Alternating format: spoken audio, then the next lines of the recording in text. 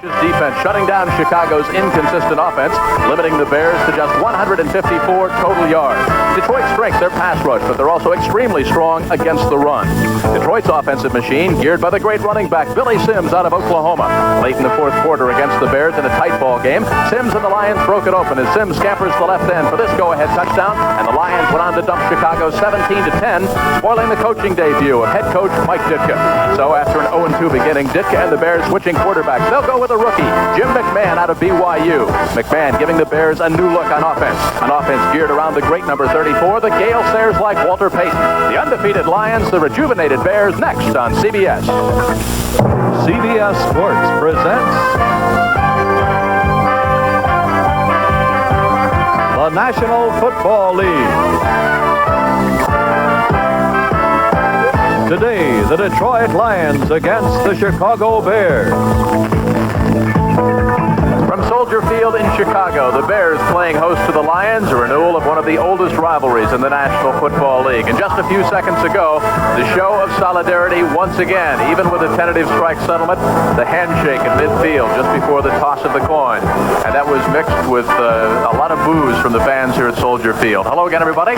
I'm Jim Kelly, ex-Bears great Johnny Morris alongside. Johnny, intensity and concentration, two words that we've been hearing as we've been talking to both the Bears and the Lions camp this week. And there's a question mark as to just how much intensity and concentration we're going to see this afternoon. Well, I would say it has to be off a little bit, Jim, because of the fact of the strike situation and because of the fact they've only had 3 or 4 days workout. But these are football players. They're going out to play a football game, and I think they're going to forget all about that and concentrate on football. I think we're getting a real good tip early. We'll watch the offensive and defensive lines, the snap of the ball, and see how they hit there, and that'll give us an idea of intensity. But they're going to play football. Okay, Johnny, of course, as far as the Bears and the Lions are concerned, the defenses are both ahead of the offenses at this point after an 8-week layoff, and both defenses did a real good job in containing the other's offensive star, Billy Sims and, of course, Walter Payton. But, of course, the Bears have a new look on offense. They go with a rookie out of BYU, Jimmy McMahon. That's right. Mike Ditka is 0-2. He hasn't won a football game as a head coach regular season. He's decided to go with his number 1 draft choice, Jim McMahon out of BYU, 56 NCAA records. You know, the quarterback situation for the Bears has been kind of up in the air. So Ditka says McMahon is a winner. He's going to go with him. He's going to make mistakes. He is a rookie, but that's what he wants to do. As far as the Detroit Lions are concerned, of course, it'll be Eric Hipple starting for Detroit, and that's another can of worms. As you know, Gary Danielson has done very well, but it'll be Jim McMahon for the Chicago Bears as they're getting ready to kick off.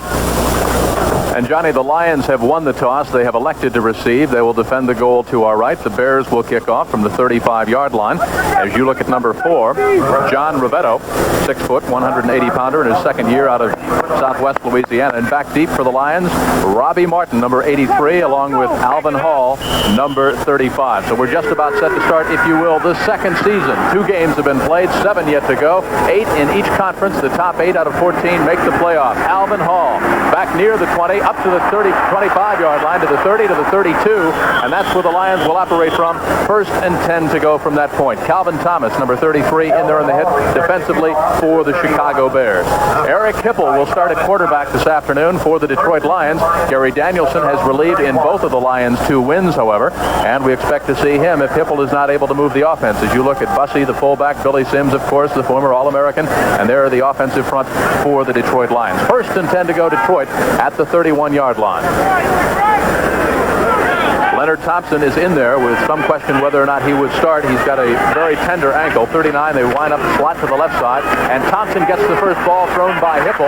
He's up to the 35, across the 35, up near the 39-yard line. A pickup of 8. It'll be 2nd down and 2. Otis Wilson, in his 3rd year out of Louisville, in there on the hit. I would say that Leonard Thompson is okay. He looked okay on that play. As the Lions came out with a pass on the first play, we might see a lot more passing today.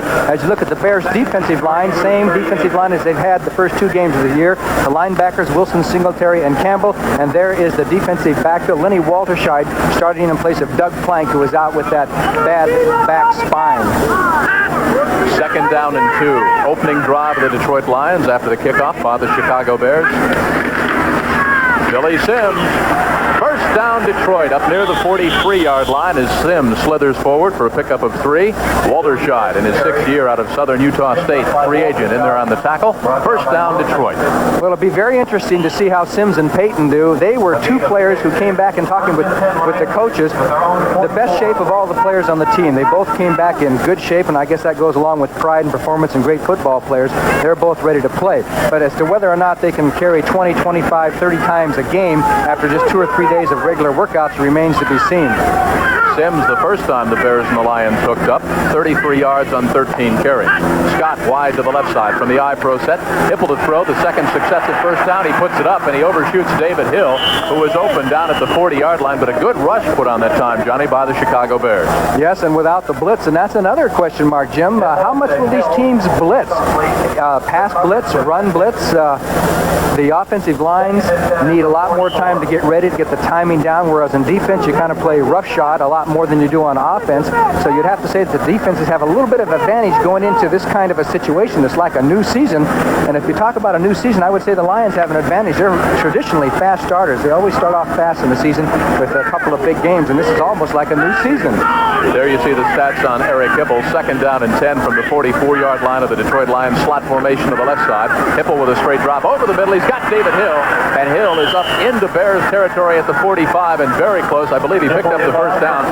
Wilson and Fensick in there on the tackle. We'll show you Gary Fensick on the hit right here.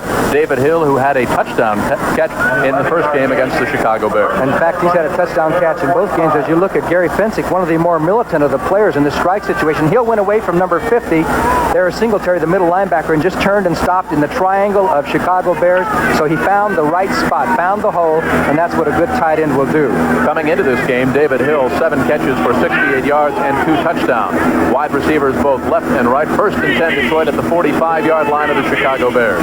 Hipple with a long count. Looks for Scott downfield, but in the grasp of the Chicago Bears, and a loss of about 12 yards all the way back at the 43-yard line. Sacked by Danny Hampton in his 4th year out of Arkansas, and Jim Osborne in his 11th year out of Southern. Danny Hampton will come from the outside as Hipple couldn't find his receiver. He's looking for Fred Scott to go back to the corner, and Hampton jumped up and then made the tackle. He's already been in on 22 tackles in the first 2 games of the season. That's pretty good for a defensive lineman. It'll be second down and long yardage for the Detroit Lions, who took the first possession and rather impressively marched down into Bears territory. But a big defensive play by Hampton and Hartenstein to drop them for the loss. Wide receivers are left and right.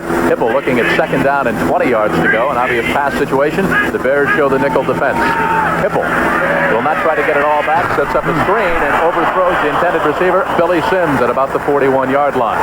So there you've got a good example, John. A very simple screen pass off in the left bat, and simply the timing is off. Yes, it was. And, you know, Hipple is the starting quarterback, and he did very well last year. He's kind of a big play type of quarterback, but when you stop to think what Gary Danielson has been doing, he's passing at a 68% efficiency, whereas Hipple was only 36% in the first 2 games.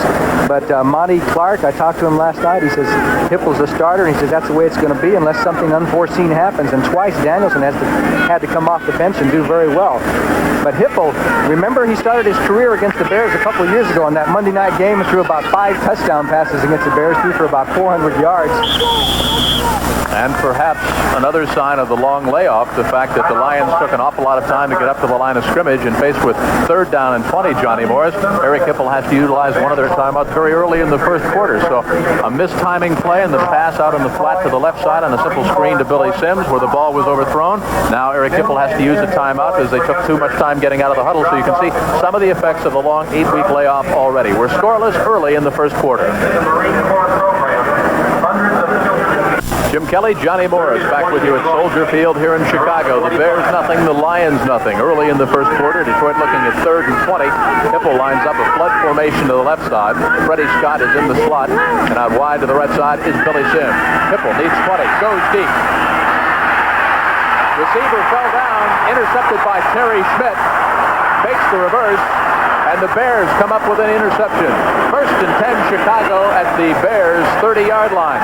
The intended receiver fell down, and Hipple put it up, picked off by Schmidt. I think that was Leonard Thompson. He'll be off to the right of your screen as you see Hippo go back for the pass, and he throws the ball just as he slipped down. And Terry Schmidt, that's probably the easiest interception of his lifetime. Nobody around, just grab it in and take off and run. He's not the greatest offensive player in the world, but he's got the ball, and so do the Chicago Bears. Bears offensive front. Jim McMahon, the rookie from BYU, sets wide receivers left and right. Walter Payton in the backfield along with Matt Suhey.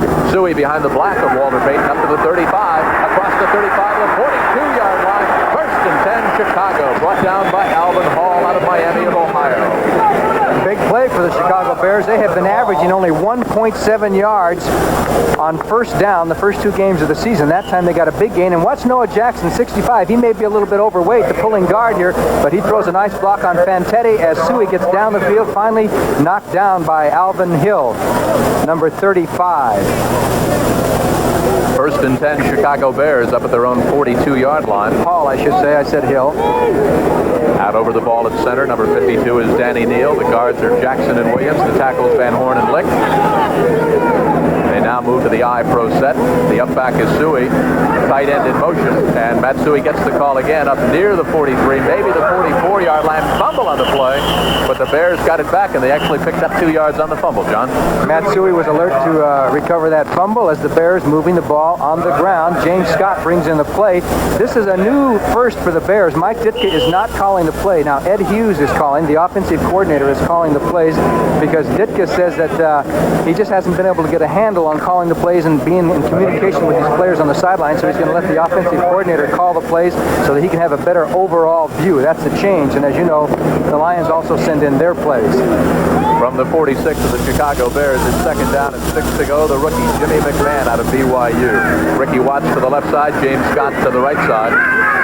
They fake the ball to Suhey. Lions with a blitz on. McMahon reads it well, and he's got Suhey wide open in the left flat. Suhey's got a first down and more all the way into Lion territory before Alvin Hall, the second-year man out of Miami of Ohio, finally chased him out of bounds. And 2 successive Chicago first downs have brought the Bears crowd alive. They were very quiet early. And watch 65, Noah Jackson, and 57 to the right of your screen. You'll see the key block right there. Down goes Fantetti as it was Noah Jackson with the block, and Matt Suhey takes off, carrying it one-handed, then tucks it away to the other side from the tackler, and the Bears are in Detroit territory at the 41-yard line. I thought Joe Paterno taught them to carry the ball with 2 hands, John. Well, you can carry it with 1 if you can run fast, as long as you tuck it away before they hit you. As long as you don't drop it, right? Right. First and 10 Chicago. James Scott wide to the left side. Brian Batson flanked out wide to the right side. Motion on the play. The tight end, 87, Every Moorhead, came in motion, but you saw movement on the right side. And again, simply a timing play. Well, it's going to be a bit ragtag. It's got to be when you have, well, the Bears had 4 days of workouts. The Lions had 3. As you know, they voted not to go out that first day, and the only reason the Bears ended up with 1+ workout, it didn't work out this time. They got a penalty. All-stars. That's Keith Van Horn, the second-year tackle out of USC. Called for motion on the play. John, the Bears had a vote that was pretty evenly split 20-20 the first time they took the vote, whether or not to practice or not. So there's a lot of discontent in the Chicago camp over the tentative strike settlement. Same thing with the Lions. First and 15 from the 45-yard line of the Detroit Lions. They go to the I pro set. Suhey is the up back again. Moorhead in motion. Payton has yet to touch the football. McMahon's first pass. Incomplete. In and out of the hands of the intended receiver out in the right flat. That is Matt Suhey out of Penn State. I think it'll be interesting for Bear and Detroit fans to watch Jim McMahon. One of his greatest assets, if you look at Monty Clark, the head coach of the Detroit Lions, off to another fast start, 2-0.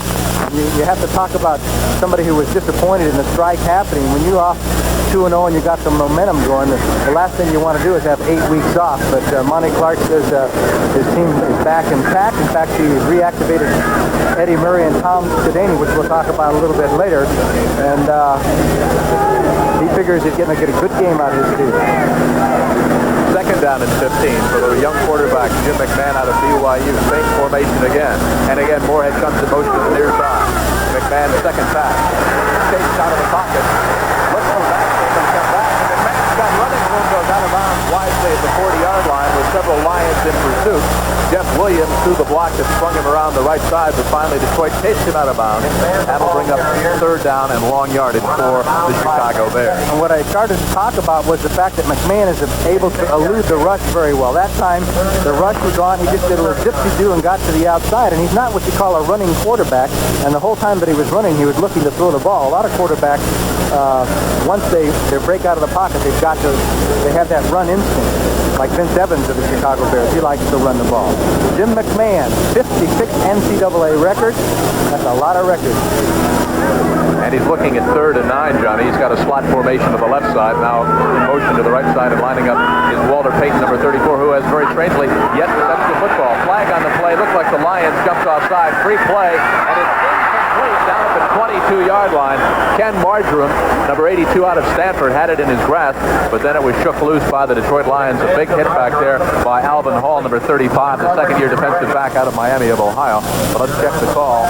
Preliminary indication offside against Detroit.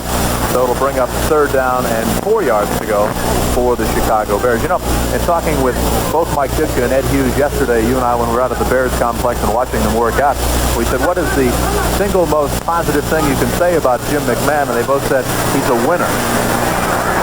And that's exactly the way Monty Clark feels about Eric Kipple. That's one reason he's going with him. He feels that Eric Kipple is a winner. Third down.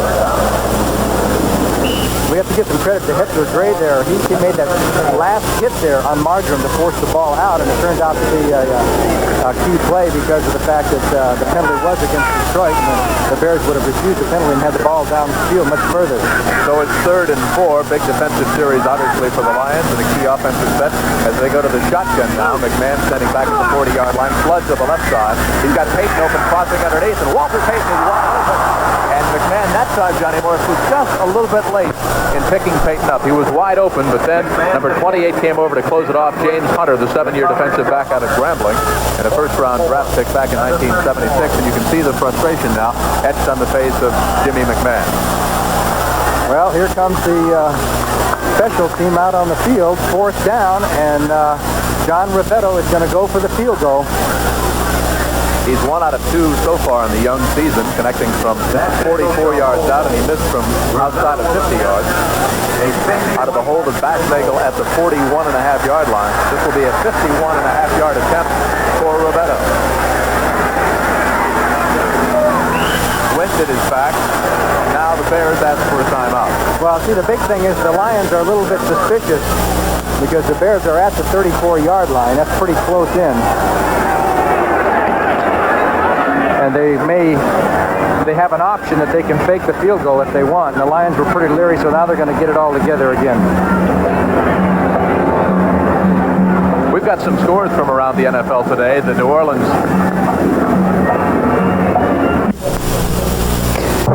Jim, it was a classic Lombardi sweep that the Rams went to down in Atlanta to get their first touchdown on the board. Watch the 2 guards pull. Here comes Wendell Tyler. It's a 5-yard touchdown. L.A. leads Atlanta by 7. Let's go back to Jim Kelly. Thank you, Brett Musburger. The Rams on top over the Falcons by a score of 7-0. Also 7-0. The Jets leading the Colts in the first quarter. McNeil, a 37-yard touchdown run. Dallas has fallen behind Tampa Bay. The Bucs with a field goal from Bill Capice from 26 yards out. 3-0 Tampa Bay. And 3-0 the Saints on top over the Kansas City Chiefs. Tony Fritsch, a field goal from 19 yards out. Brent will be keeping us up to date on all the scores around the NFL today. And, of course, Brent Nerve at halftime. This telecast presented by authority of the National Football League. It's intended for the private use of our audience. Any rebroadcast or other use of this telecast without the express written consent of the Chicago Bears and the National Football League is prohibited. Well, how are you betting, Johnny Morris? Are they going to kick or is this the fake? I think he's going to kick with all the to-do made about getting this thing set up. I think he'll kick. Lions have no one back deep. Rivetto with a wind at his back. Bassnagel will spot it down at the 42. It'll be a 52-yard drive. Snap, spot, kick. Is blocked. John Rivetto, a 52-yard field goal, and the Bears strike quickly. It is 3-0 Chicago.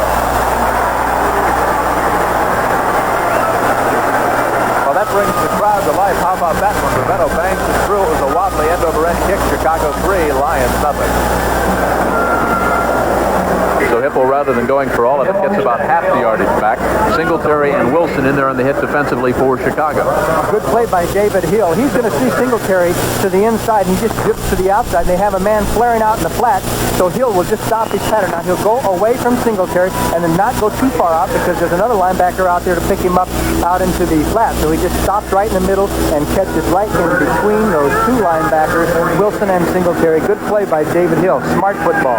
David Hill, a 7-year pro out of Texas A&I, listed at 6'2", 230, but he looks a little beefier than that. Third down and 8. Slot formation to the right side. Leonard Thompson out wide to the bottom of your screen. Hipple gets it off in the backfield.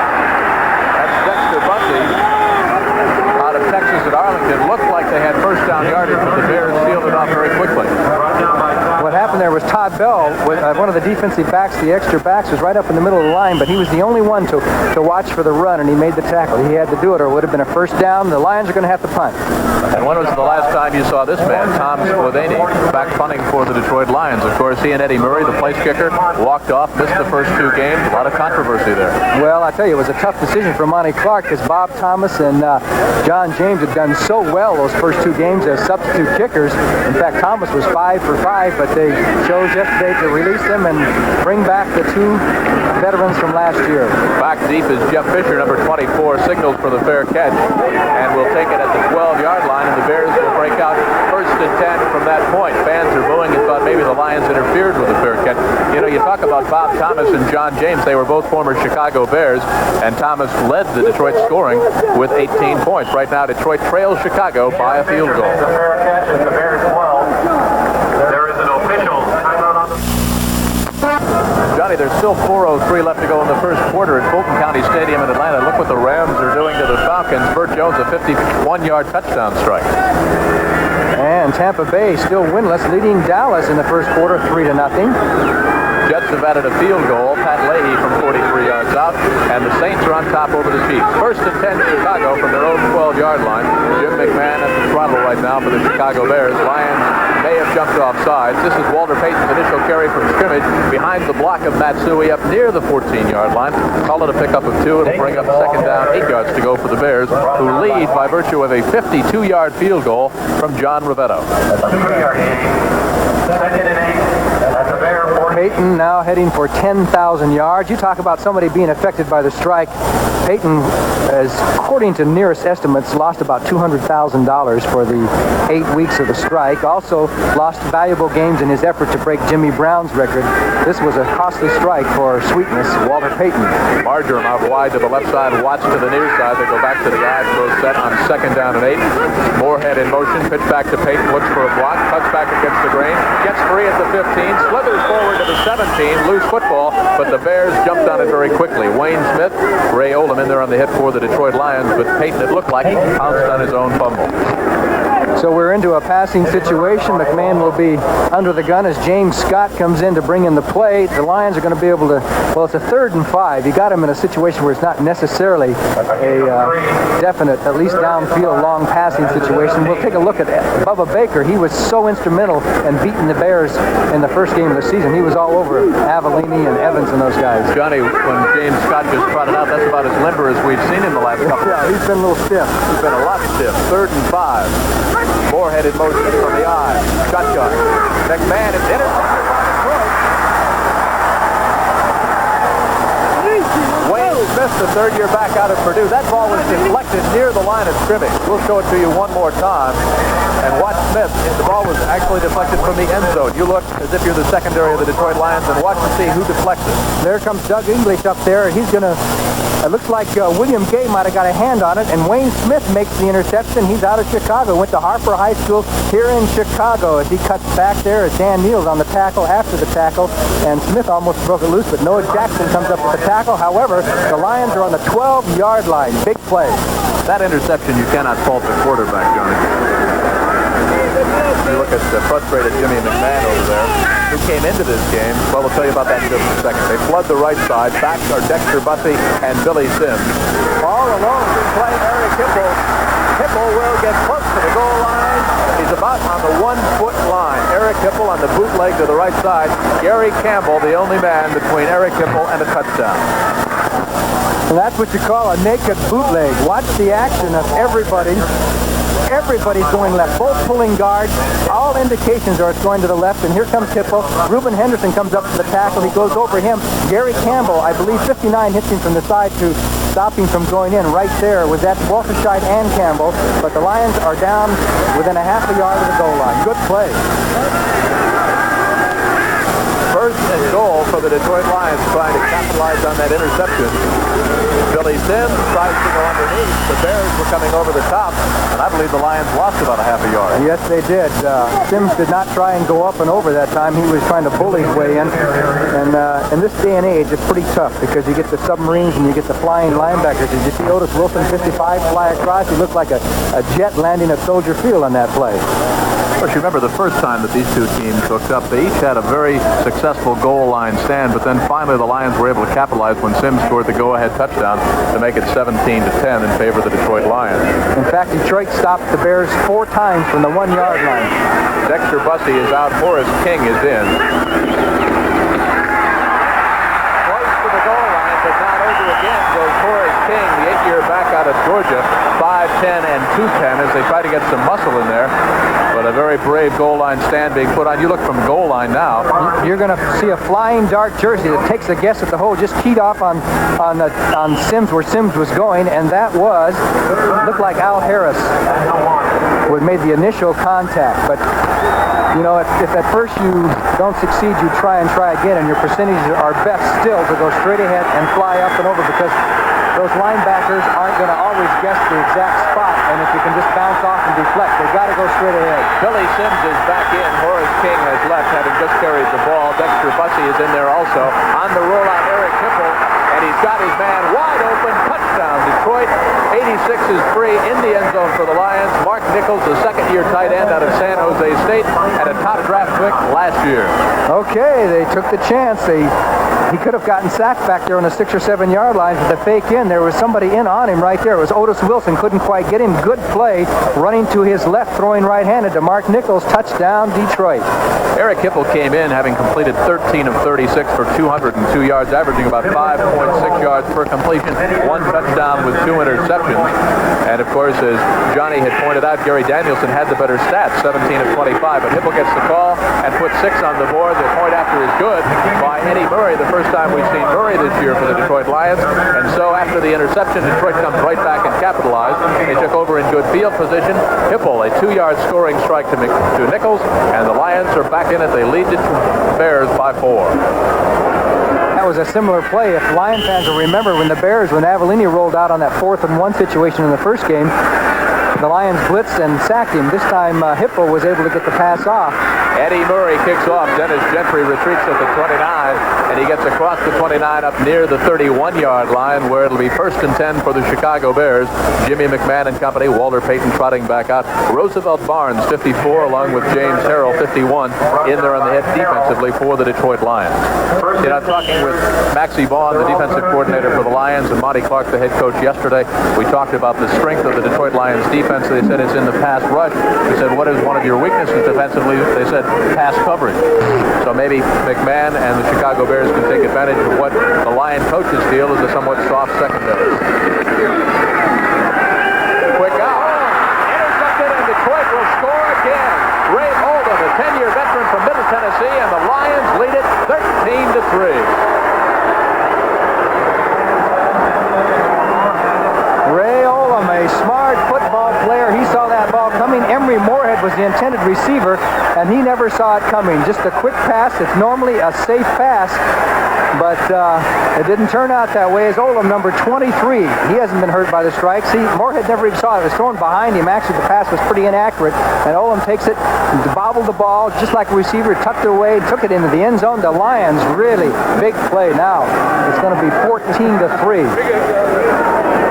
You know, that ball thrown by McMahon was a very wobbly ball. He didn't really have control of it, Johnny, and there really wasn't much of a pass rush. It was just a quick drop. That's supposed to be a timing pattern. Eddie Murray trying to increase the Lion lead to 11 points. And he rams it through the uprights. So very quickly, the Lions have struck for 2 quick touchdowns, both as a result of Chicago Bears interceptions. And the Bears have fallen behind by 11. They lost the first game by a score of 17-10. There's Ray talking with Maxie Vaughn, who's got the head on. And I'm sure Maxie said, nice job. And this is going to be very interesting to see how this affects the Bears' young quarterback, Jim McMahon. You have 2 interceptions and down 14-3 this early in the game.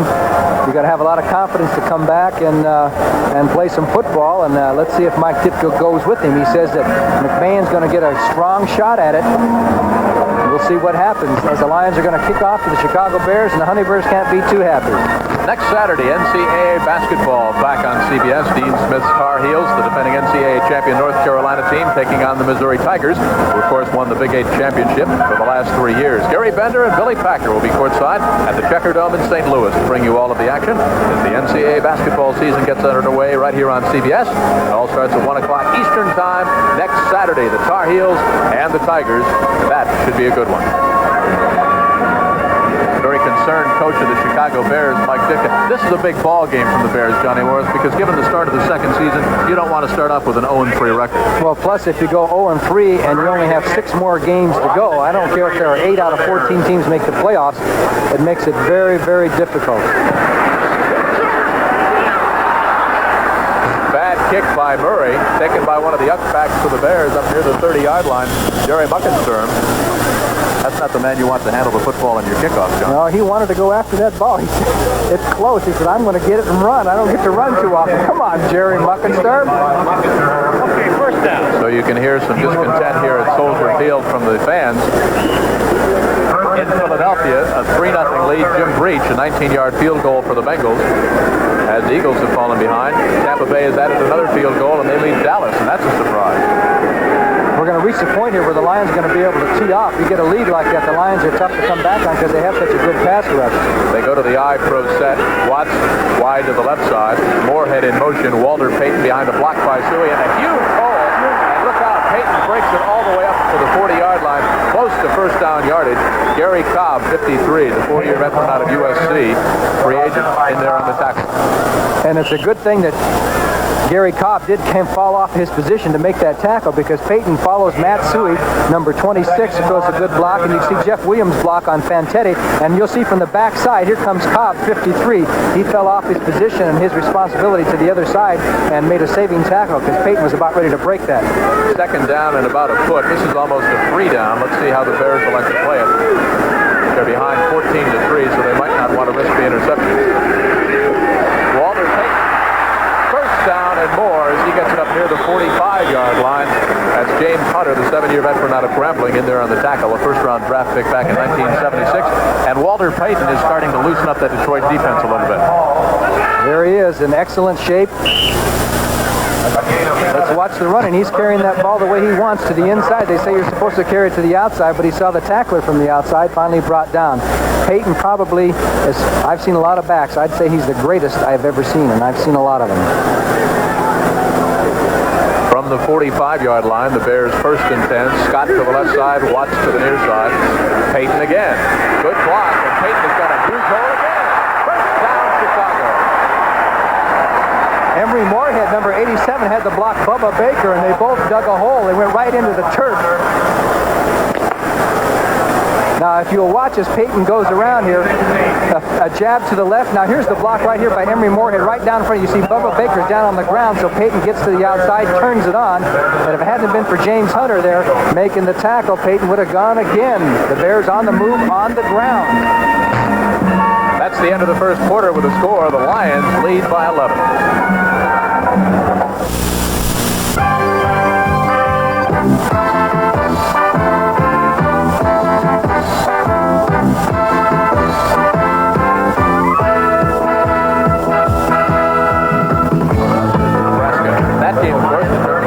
Champion and the host of the Orange Bowl game.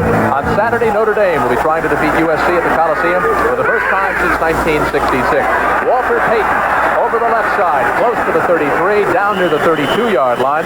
Now, in the first game, Johnny, between the Bears and the Lions, Walter Payton had just 26 yards on 14 carries. Prior to that carry, he had 38 yards on 5. So Watch it again. Okay, let's watch Ken Fantetti. You're going to see Jeff Williams, 74, come in and really collide with Fantetti to prevent him from making the tackle. But Fantetti holds his ground there and kind of jams Peyton up so that other people can get in on the tackle. Cobb was there, and they finally bring him down. But as you mentioned, he had 38 yards into that carry, and that's more than he had the whole game against Detroit the first game. You can't bring a runner like Walter Payton down by hitting him up high. You've got to get him low. Payton behind a block by Suey tries to slither close to the 30-yard line, but he's stacked up at about the 31. They had 2nd down and 4, so we'll bring up 3rd down and let's call it 4 yards again. He barely got back to the line of scrimmage. Big matchup, of course, over on the right side as you look at the Lions defensive end, huge Bubba Baker doing battle against the Bears left tackle Phil McKinley. And how would you rank it so far? So far, it hasn't been too much of a decision one way or the other. Neither one has been a big factor in the game, so that would be a plus for the Bears. Bubba Baker has not been a big factor in this game so far. Big 3rd down play for Chicago. They trail it by 11. We have just started the 2nd quarter. They'll give it to Walter Payton, who's got a convoy on the right side, and Payton slips. Otherwise, he had lots of running room around the right side. Fantetti in on the hip, the 4-year back out of Wyoming, 6'2" and 230, but Walter had all kinds of running room. Brought down by Fantetti. Let's take a look at Ken Fantetti. Now, this is not what you call a play-action pass, so he doesn't have to drop back. He has to play off the block there by Keith Van Horn, goes down the line, and Payton slips, and Fantetti is in on the tackle. And that's what you got to get from your middle linebacker. He's in the middle, but he's got to be able to go from sideline to sideline. Fantetti does it pretty well. He gets a little riled up once in a while, gets an unnecessary roughness penalty, but he hasn't done that so far today. He wears number 57, of course, one of the Lions' great all-time linebackers. Joe Schmidt wore number 56. How would you contrast those two, Johnny? Well, it was a little bit of a different ball game in those days. The way that the Lions used to play it with Schmidt, a lot of times Schmidt, they would take the middle linebacker and kind of fill the gaps, and he would just go to an empty hole. Where here, you see where Fantetti is reading and following. That time, as soon as he saw Payton's action, he went right with it. 1st and 10, Chicago from the 27-yard line of the Lions. Detroit leads it by 11, 14-3. Flag on the play, and the Bears might have taken a little bit too much time, or there might have been some motion down there. Well, there was still 9 seconds left to get the snap off, so apparently some illegal motion on the Bears. The referee today, of course, is Fred Silva, so we'll check the indication now. False start. Offense, number 74. Ball start. 1st down. Johnny, in talking with Mike Ditka yesterday, as you and I were out at the complex, there are 3 things that he felt were important to winning this game: controlling 1st down, cutting back on the costly penalties and turnovers, and good indication right there. That's right. They had, in each game, the offense had 8 penalties, just the offense in each of the first 2 games. You can't win with those kind of penalties. 1st and 15 now from the 32-yard line of Detroit. McMahon gives it off to Suey, and Suey knifes his way across the 30-yard line down near the 26. 3rd-year man out of Penn State, 2nd-round draft pick from 1980. Gary Cobb, Stan White in there on the hit. As you look at Jim McMahon, it's really be careful time. The Bears would like very much to come up with some points now. They've fallen behind by 11 points. 2 quick interceptions have put the Lions out in front after Detroit fell behind 3-0. Did you know that Matt Suey was the Bears' leading rusher going into this game, not Walter Payton? He had 49 yards in 2 games. Payton had only 46. Bashnagel is out wide to the left side. Watch. Check it. Marjoram out wide to the right side. On 2nd down and 8. Walter Payton cuts back against the grain, and he turned nothing into a pickup of about 3 yards. They had him stop back almost at the line of scrimmage. And you see that little stutter step that Walter Payton put on right there, and he still managed to slither forward for about 3-4 yards. Okay, with this kind of a pitch, you can see he's back deep. He's back in a deep position, and he gets the chance to survey the situation. The block comes back. He comes back behind Jeff Williams' block. Noah Jackson is tying up Doug English, and but there's just too many Lions around. But you can see the way Payton weaves. He's ready to dart. Now, a question becomes, he's carried, he must have carried 9 or 10 times. Is he going to be able to go at this pace with 3 days workout? From the 20 of Detroit, they need 3. They'll go to Suey. Suey's got a big block from Jackson, but instead of going outside, Suey elected to cut inside. Johnny, do you think he might have got the 1st down if he'd gone outside? I'm not so sure, because Hunter was up to the outside there, and they had him pretty much boxed in. That's one of those split-second things, but Suey hasn't got that kind of speed to dip in and dip out and get around the horn. Now, what do you do if you're Mike Ditka? You're down by 11. You're faced with 4th and 2. Do you go for the 3 points, or do you go for, well? They're not going for the 3 points, so That's what Mike Kitts is going to do. He brought James Scott in, and when Scott comes in, you know they're not going to kick a field goal. Now, Scott's going to have Hunter man for man down at the bottom of your screen, 89 against 28. That'll be an interesting matchup if they do go with the pass. And, of course, they've got Walter Payton. Motion on the play, and it looked like number 67, Paul McKinley, 6-year veteran out of UCLA, jumped off sides, and if so, that'll change the strategy dramatically. Bill McKinley was picked up by the Bears Number 67. as a free agent to fill in when Dan Jiggets had a rough time with Bubba Baker, and so they do have a makeshift line. They picked up a free agent. Reedy Sorey is out with a bad throat injury. Jeff Williams, they got in a trade from San Diego. It's quite a contrast in comparison to the Lions' offensive line, which has been together now for 3 or 4 years, a well-molded unit. Baschnagel will put it down at about the 32. Rovetto already has one from 52. This will be a try of 42. Again, a low kick, and this one he shanks wide to the left side. So Rovetto connects from 52, misses from 42, and there you have another example, Johnny, of what Mike Ditka was talking about, a costly penalty. Instead of going for a first down on 4th and 2, the Bears forced to try for a field goal. They came away short. To the left side, Freddie Scott is in the slot. The backs are Billy Sims along with Dexter Bussey. Little reverse to Sims, tries to get a cutback block, but nothing doing there. The center, Amos Fowler, was supposed to pick up one of the linebackers. Now let's go to New York for an update on that game between the Los Angeles Rams and the Atlanta Falcons. Brent? Jim, some of the tackling around the league is absolutely atrocious. Jenkins out to the right, takes the Bartkowski pass, and Perry had him right there and blew it. A 43-yard touchdown. That lets the Falcons back in it. 14-7. Back to Jim. Thank you very much, Brent. We've got a 14-3 game going on here. Lions looking now at 2nd down and 11. Looked like the Bears might have jumped. Oh, it's on, and down goes Hipple in the grasp of number 90, Al Harris out of Arizona State. He came in like a house of fire. He certainly did. However, there is a penalty flag down, and we'll get the call on that.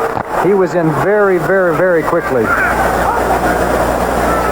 Offside, Dan Hampton, number 99, is the preliminary indication. Al Harris had great speed for a man who's listed at 6'5" and 240. He came in there like firecrackers in the shoot. He did. I would have bet that he was the guy that was offside to get in that fast, but it was Dan Hampton who was offside, so Harris is that fast. Defense, right tackle. Offside. 2nd down. Boy, Hipple just barely had the football and took about a step and a half backward, and Harris was in there on it. You know, you talk about that drive the Bears had. That's really disheartening. They moved the ball down the field. Peyton got big chunks of yardage, and they got it going, and then they wound up with no points. That can be disheartening. Thompson out wide to the left side. Scott to the bottom of your screen. You see the book on Eric Hipple right there. Bussey in the backfield. Blitz. And he read it, and Billy Sims, guilty that time of hearing footsteps. Sims, who came into the game, is the leading receiver of the Detroit Lions. How about that? With 8 catches, 128 yards, averaging about 16 yards per catch, to simply drop the ball as he heard the footsteps there of who else? Big number 90, Al Harris. Right, and then there was Singletary was out there in front of Sims. As the Bears bring in their special defense, they bring in Bruce Herron, Todd Bell. They have so many defenses. Buddy Ryan has instituted in the Chicago Bear defense over the years. You can't keep up with them. But they have right now 5 defensive backs in there. Make that 6. Wide receivers left and right. Bears showing a blitz, but they've got the nickel defense in. Blitz. Puts the ball away. Incomplete. Closest man to it was number 73, Russ Bollinger, a guard out of Long Beach State, who knew enough to not catch the football. And they're flagged down anyway. Jeff Fisher was the man who was putting all kinds of pressure on Hipple. How do you think Bollinger felt when he saw that ball bouncing around in his jersey? You want to catch it, don't you? That's right. That's your instinct, but he had enough sense not to catch it. There's going to be if they designate him as an illegal receiver downfield, however, it'll probably be a moot point because 4th down will come up, but that ball was intended for the screen pass, and it was just a little bit overthrown, and I don't think it would be a proper call. Heck, if you're going to get called for it, you might as well catch it, right? Yeah, that's right. He said, let's take it over again, let me catch the darn thing.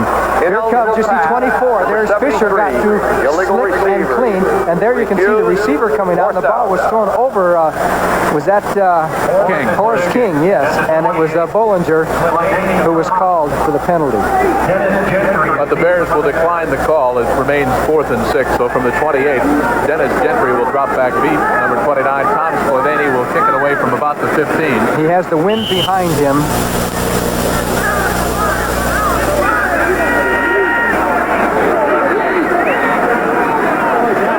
Second time we've seen Tom Splavany. And of course he is just back with the Lions after missing the first 2 games. Almost blocked. Splavany had lots of pressure put on him.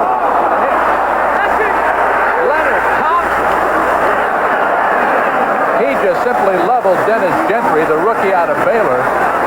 And that's really the responsibility, Johnny Morris, of the up back. You've got to tell the receiver whether you make a fair catch or not. Well, he sacrificed his body because that ball would have bounced 15 or 20 yards down the field.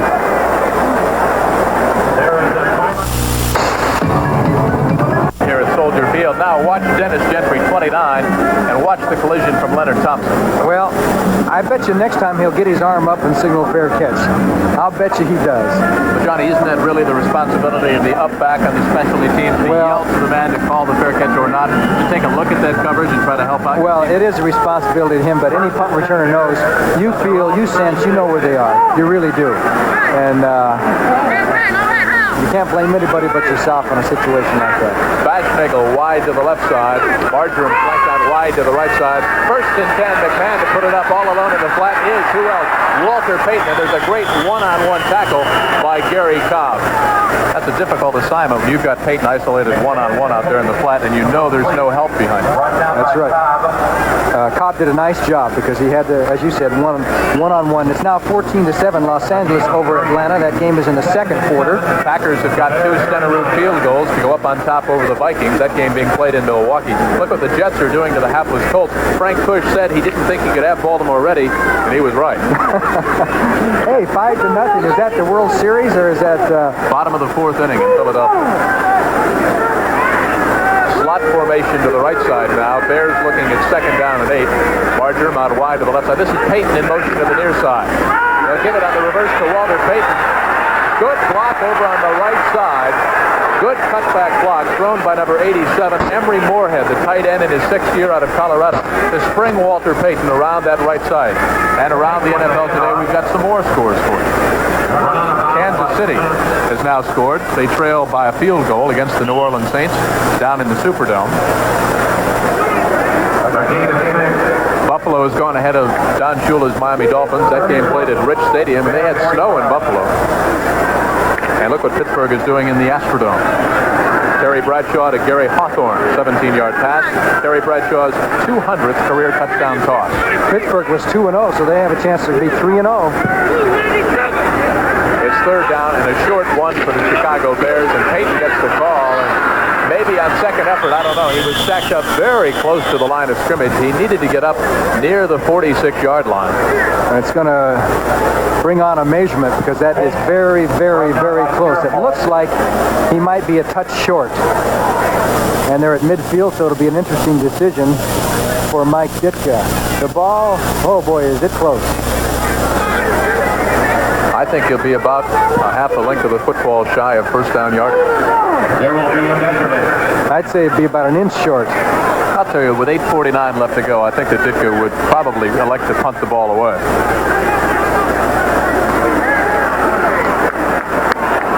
You were right, about a half a length of football. Because if they go for it here, Johnny, and they don't make it, you give the ball back to Detroit in excellent field position, and you're already down by 11. Well, it's a tough call. Looks like they're going to go for it. When you're 0-2, you're down 14-3. Maybe Ditka says, what the heck, it's only a game. You don't make it, it'd be a quick road to 0-3, though. Monty Clark looks a little nervous about it. They might try to draw the Lions off, and it almost worked. First down for Chicago as the quarterback, Jimmy McMahon, slithered over the left side behind the block of Danny Neal and Noah Jackson. I'll tell you what, you go behind Noah Jackson, there's a hole right there, 6'2", 265. It's been a long time since he weighed 265, I'll tell you that. That might be his rookie year. Yeah, in high school. Yeah. He came over to the Bears in a trade from the Colts back in '75. It is his 8th year out of Tampa. are pretty tough on defense. They're third in defense, but basically they're tough. And one reason that surprises me is that they don't use that much in the way of fancy defenses. They all line up basically, say, come and get us, and usually you don't get them. And that's a tribute to Maxie Bond. Of course, Stan White, who calls the defensive signals out there. Stan White just thinks right along the same lines as Maxie Bond. If Detroit can get you in a second and long or third and long, they got you because they go into that nickel defense, and they're very, very difficult, and they have the pass rushers tee off. The way you beat Detroit is to get that 4 or 5 yards on first down, and then you get them in a bind. Walter Payton moves into a slot on the right side from the 46 of Chicago. First and 10, Matsui behind the wall on the right side. And it bucks his way up near the 49-yard line. Pickup of about 2, second down and 8. Not much doing inside of 8 minutes left to go in the first half. Lions 14, Chicago 3. Stan White in there on the hit defensively for the Detroit Lions. A gain of 2. This, of course, the renewal of one of the oldest rivalries in the National Football League. The Lions, by the way, have lost 6 out of the last 8 times they've come in here to Chicago. And they usually win in Detroit. This series started back in 1934. Papa Bear was already 13 years into this league when they started this series. Second down and 8, a deep drop. They set up the screen to Suey, but the Lions defense sealed it off very quickly. That's a good read by the Detroit secondary. Yes, it was. And anytime you see 4 or 5 people in on the tackle, you know that everybody is hustling. That wasn't a 1-man or 2-man tackle. That was the pass rushers dropping off, getting in on it. Obviously, the Bears didn't hide the screen. As you look back at the drop, there's Suey, 26. He's in the traffic. He goes around the pass rush. Now watch everybody react, and there will be 4 people. By the time he's tackled, at least 4 white jerseys in on the screen, and nobody out in front of Matsui. Nobody else got out on the screen. Johnny, after this play, I want to ask you a question about the pass offense so far, the Chicago Bears. Now, double wide receiver to the left side. Lions are a little slow to pick it up. Moorhead is out there along with Marjoram. That's Moorhead in motion. McMahon rushes on, fires it downfield, and he's James Scott out of Henderson Junior College. First and 10, Chicago Bears. That's what I wanted to ask you about the Bears' passing offensive philosophy right now. They've been going with a safe, conservative pass, and it was about time that McMahon had to throw it over the middle, try to loosen up the secondary. Okay, and this guy, he's running one way and has to throw it back as James Scott comes across the field. Peyton's short, Scott's deep, and he just laid that ball. Didn't have a lot of mustard on it, but it was right in the middle of the Lions' defense, and Cobb has to end up making the tackle. Perfect pass by McMahon on the run, under pressure from Purifoy and Bubba Baker. James Scott, he's got some sore legs, but they didn't look too sore on that one. They looked sore yesterday at practice, though, didn't they? Yes, kind of they did. Out there. First and 10, Chicago on the move. They went for it on 4th down, picked up the first down, and now they've got a drive going. Walter Payton sweeping the right side, looks for a convoy. Lions try to seal it off, and not much doing around the right side. Another good defensive read by Detroit to close it off very quickly against Walter Payton. Good play by Hector Gray, number 26. The defensive back came up and knocked down the guards that were coming out, the pulling guards, sacrificed himself with Jeff Williams and knocked on all the interference. And that's the way a good defensive back should do it. In talking to the Bears coaching staff yesterday, specifically Ed Hughes, the offensive coordinator, they said to take some of the pressure off McMahon, look for a lot of the short passes to Payton out in the flat, and also to the tight end. They have yet to go to the tight end, Emory Moorhead. Yeah, they did once, and it was intercepted for a touchdown. Well, it was behind him, and he wasn't looking. Second down and 10 from the 23-yard line. Lions showing a 5-man front right now. That's Payton in motion to the top of the screen. Fumble on the snap, and the ball was never snapped. Danny Neal never snapped the ball, and McMahon backed up. And you see Fantetti, he picked the ball up to assist the official so he could mark off the penalty. Another example, of course, of the long 8-week layoff, but certainly the fact you've got a rookie quarterback in there. All start, number 9. Second down. And that's simply timing between the center and the quarterback, but they've had 4 days to get ready. They should have the snaps down. Second down and 16 as a result of that walk-off. And again, John, that was goal number 2 of Mike Ditka to cut down on the costly penalties, and they've had a bunch here in the first half. The Lions still have not blitzed much. They're going with the 4-man rush. Walter Payton on the draw, gets about 8. Fights his way forward down to the 20-yard line. So it'll bring up 3rd down and about 8 yards to go for Chicago. They really have to come away with some points on this You know, they were talking, both coaches were talking about, hey, we've only had 3-4 days, we got to play everybody, get them rest. I haven't seen anybody resting yet, have you? I mean, there's been very few substitutions with the exception of receivers bringing in plays and stuff like that. Both teams are going with their front liners, and you knew that's the way it was going to end up. You go with your best people. James Scott is checked out. Kenny Marjoram out of Stanford in his second year is checked back in. Marjoram is wide to the near side. Fastnagel at the top of your screen as the Bears look at 3rd and 8. Big play time for Jimmy McMahon. Peyton in motion to the near side. Here come the Lions. Soft, wobbly ball. Look out. That's a break for the Bears because James Hunter had about 98 uninterrupted yards, Johnny Morris. He certainly did, and the Bears are going to have to go for the field goal. That ball was floating up there like a wobbly duck, and if Hunter would have picked it off, 98 yards of artificial AstroTurf.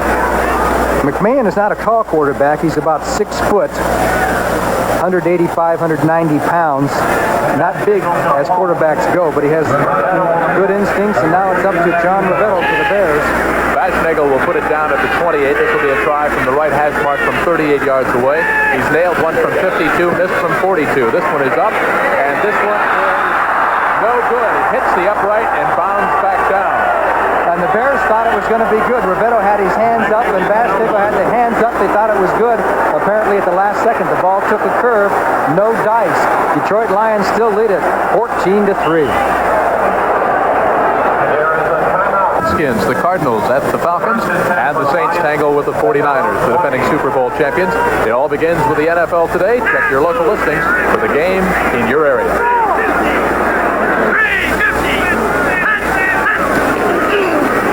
Hipple hands it off straight up the middle. Good pickup and a good offensive surge by the left side of that Lion offensive front. Homer Elias, Amos Fowler, as Dexter Bussey picks up 5 yards. It'll bring up 2nd down and 5. Tommy Kramer has come back. Let's take a look at Gary Fensick here as his reaction. Like a good defensive back, get up there and get your nose in there because you never know when he's going to bust through, and Fensick was in on the tackle. Started to say Tommy Kramer's come back, Johnny. A 4-yard touchdown run. The Vikings go out in front over Green Bay by a score of 7-6. Dallas has scored. They've got a 7-6 lead over Tampa Bay right now, and the Jets are on top over Baltimore 24-0. Billy Sims around the right side. Good for 1st down yardage. Before he was finally chased out of bounds by Reuben Henderson, the second-year defensive back out of San Diego State. And the Dolphins have scored a 23-yard field goal by Uwe von Schaman. They trail Buffalo by a score of 7-6. And you got to wonder, I wonder if Bob Thomas, he was cut by the Lions. I wonder if he's watching this game or where he is. Rivetto kicks a long field goal, 51 yards, then he misses 2 key ones. Bob Thomas hadn't missed all year, and he's not even playing football. It's got to be tough on Thomas. I mean, he was 4 for 4 against the Rams. Here's Eric Hipple. The man is wide open to that. Leonard Thompson incomplete. Had it, and it was stripped free. Batted loose by Lenny Waldershide. Talking about Bob Thomas, 4 for 4 against the Rams. He was the leading Bears scorer, 18 points. Bob James, the punter, had dropped 3 punts perfectly inside the 20, and they were both let go. Okay, 6 rushes for 24 yards for Billy Sims. Peyton has already carried 13 times for 65 yards. That's an average of, 5 yards a carry. First time, Sims had 33 yards on 13 carries. 2nd down and 10 from the 32-yard line. Slot formation to the left side. Scott is in the near. Eric Hipple over the middle. Got Dexter Bussey out of the backfield up near the 35. Otis Wilson in there on the hit. He closed it off quickly. Brought down by Otis Wilson.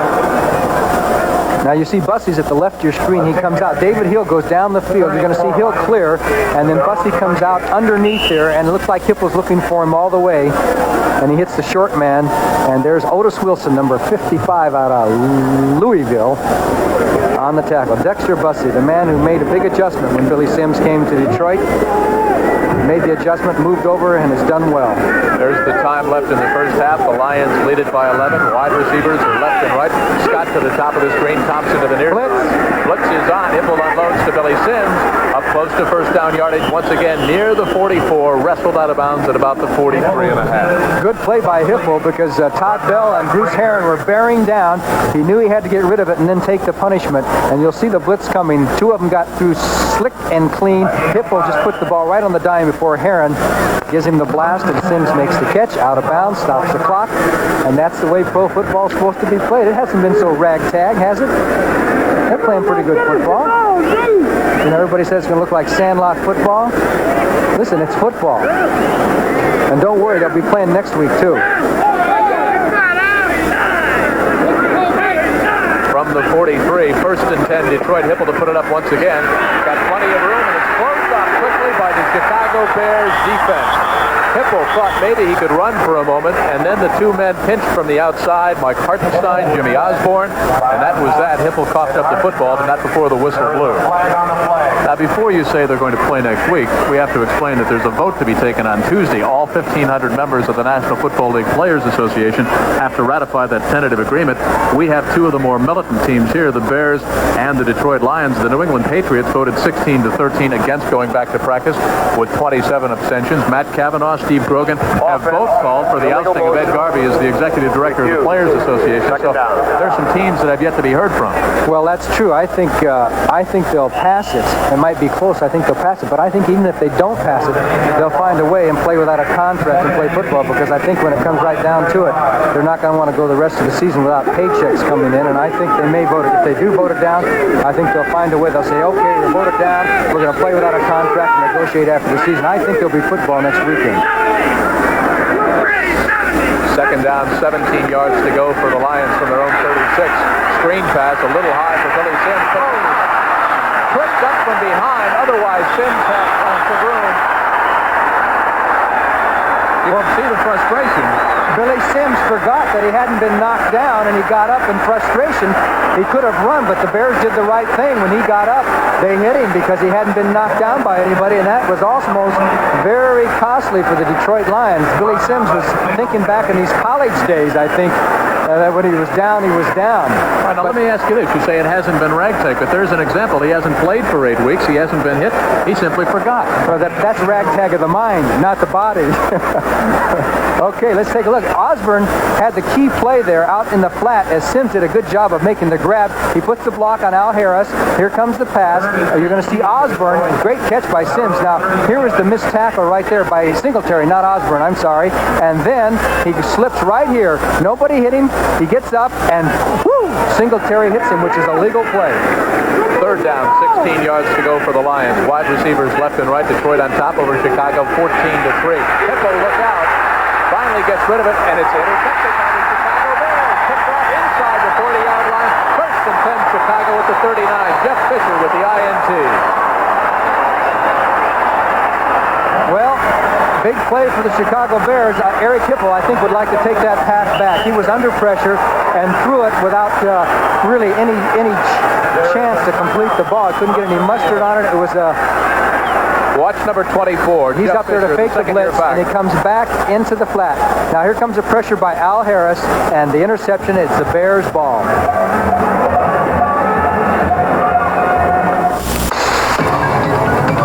Experience there. Well, I think there's an advantage that he's had a system going for 5 years, and Dick has brought in a new system, a lot of the Dallas-type offense, although it's simplified for this game. McMahon to put it up on first and 10, chased out of the pocket, trying to get it down to Marshall. Got some running room around the right side now if he can get a block, and he's finally chased out of bounds by number 79, William Gay. Penalty flag, unnecessary roughness against the Detroit Lions. That's a big play. That's going to cost the Lions a lot of yards and put the Bears right down there, and it was really almost unneeded. William Gay has a history of doing that. A couple of times he's had some uncalled for penalties that's hurt the team. William Gay in his 5th year out of USC. Unnecessary roughness. Number 79, out of bounds. First down. So 2 big plays. First, the interception. And watch this, Jim. Watch the move. When they put the pressure on him, he makes a real quick, nifty move right there. In slow motion, doesn't look so nifty, but it was nifty. And he gets on around here, and you're going to see 79, William Gay, come up here. And it looks like McMahon may have been out of bounds already, and then he puts the hit on him. Unnecessary. Very foolish and costly plays. First and 10, Chicago at the 24 now at Detroit. This is Walter Payton in the near side. McMahon on the little rollout. Looks for Payton in the flat. Finally chased out of the pocket. Now dumps one off, and he's got Matt Suhey inside the 20. Suhey fights his way down to the 10-yard line.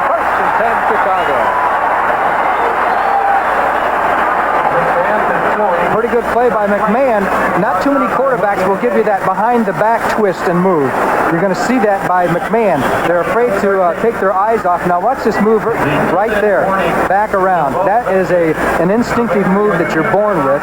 And he spots Suey out there in the flat. And watch Peyton get over here. He tries to get a block for him. He's always trying. And Suey takes it down. It's going to be a first down Chicago. And guess who came back to make the tackle? William Gay. First and 10 Chicago when we come back. The Bears on the short end against the Lions by 11. And the 7-year fullback, Roland Harper out of Louisiana Tech is in, number 35, replacing Matt Suey. James Scott, 89 out wide to the left side. Ricky Watts to the top of your screen. Flanked out wide to the right side. This is Peyton that'll come in motion to the bottom of your picture.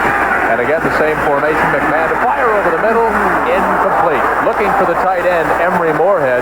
Moorhead wants interference at about the 13-yard or about the 3-yard line, with nothing doing.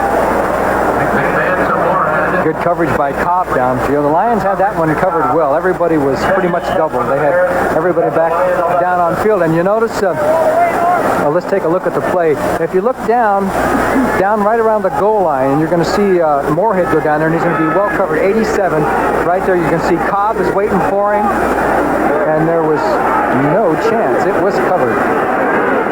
Second down and 10 from the 11-yard line. The Bears, clock of course stopped on the incompleted pass. They've got 1:55 to go and 2 timeouts left.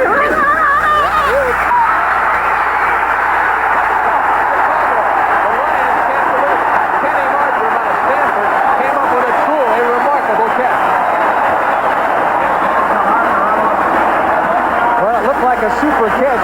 Hunter is arguing that the ball was bobbling as Marjoram slid out of bounds on his chest. This is that typical play, just a cornerback one-on-one with the receiver.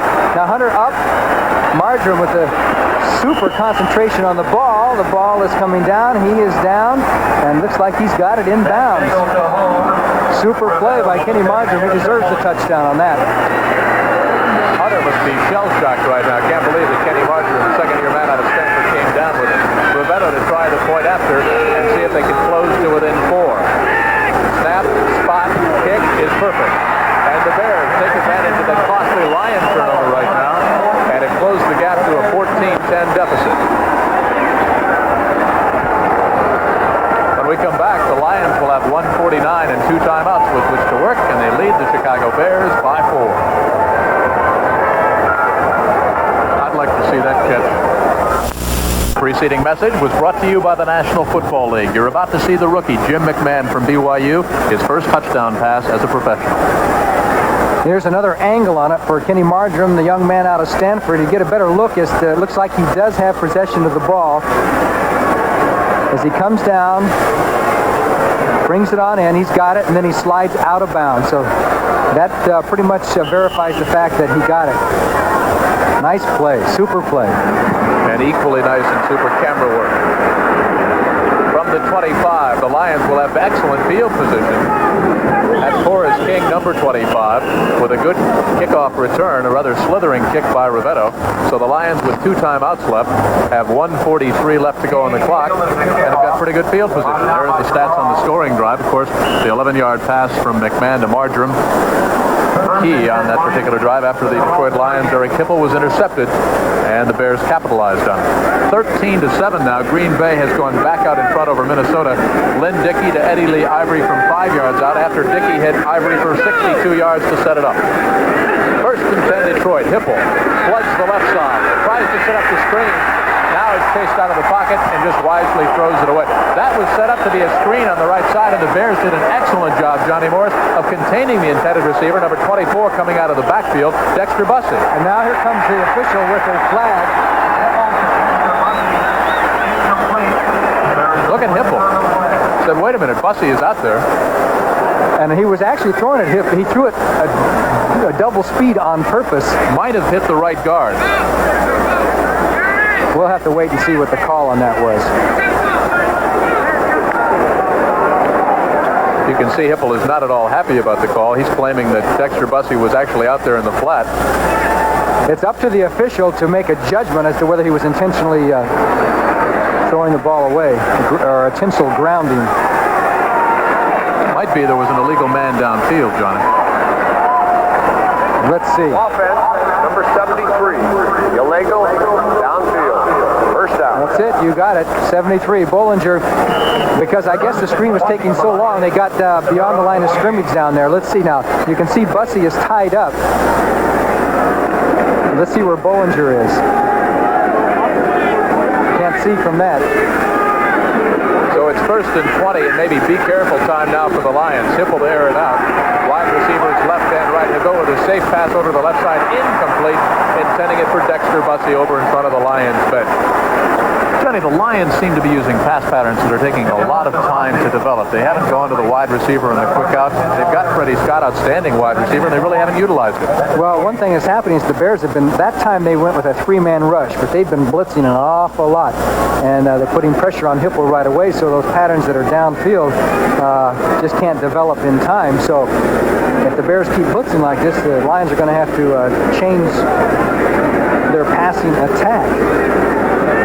We'll see what the philosophy now of Monty Clark is on 2nd down and 20, whether he'll elect to play it conservative and run out the first half with a 4-point lead or try to pick up the first down. Hipple looking for David Hill. Incomplete at the 43, but a flag is down. From the back judge, Bruce Herron, 51, the 5-year back out of New Mexico, and he can't believe it. Well, it was a close call.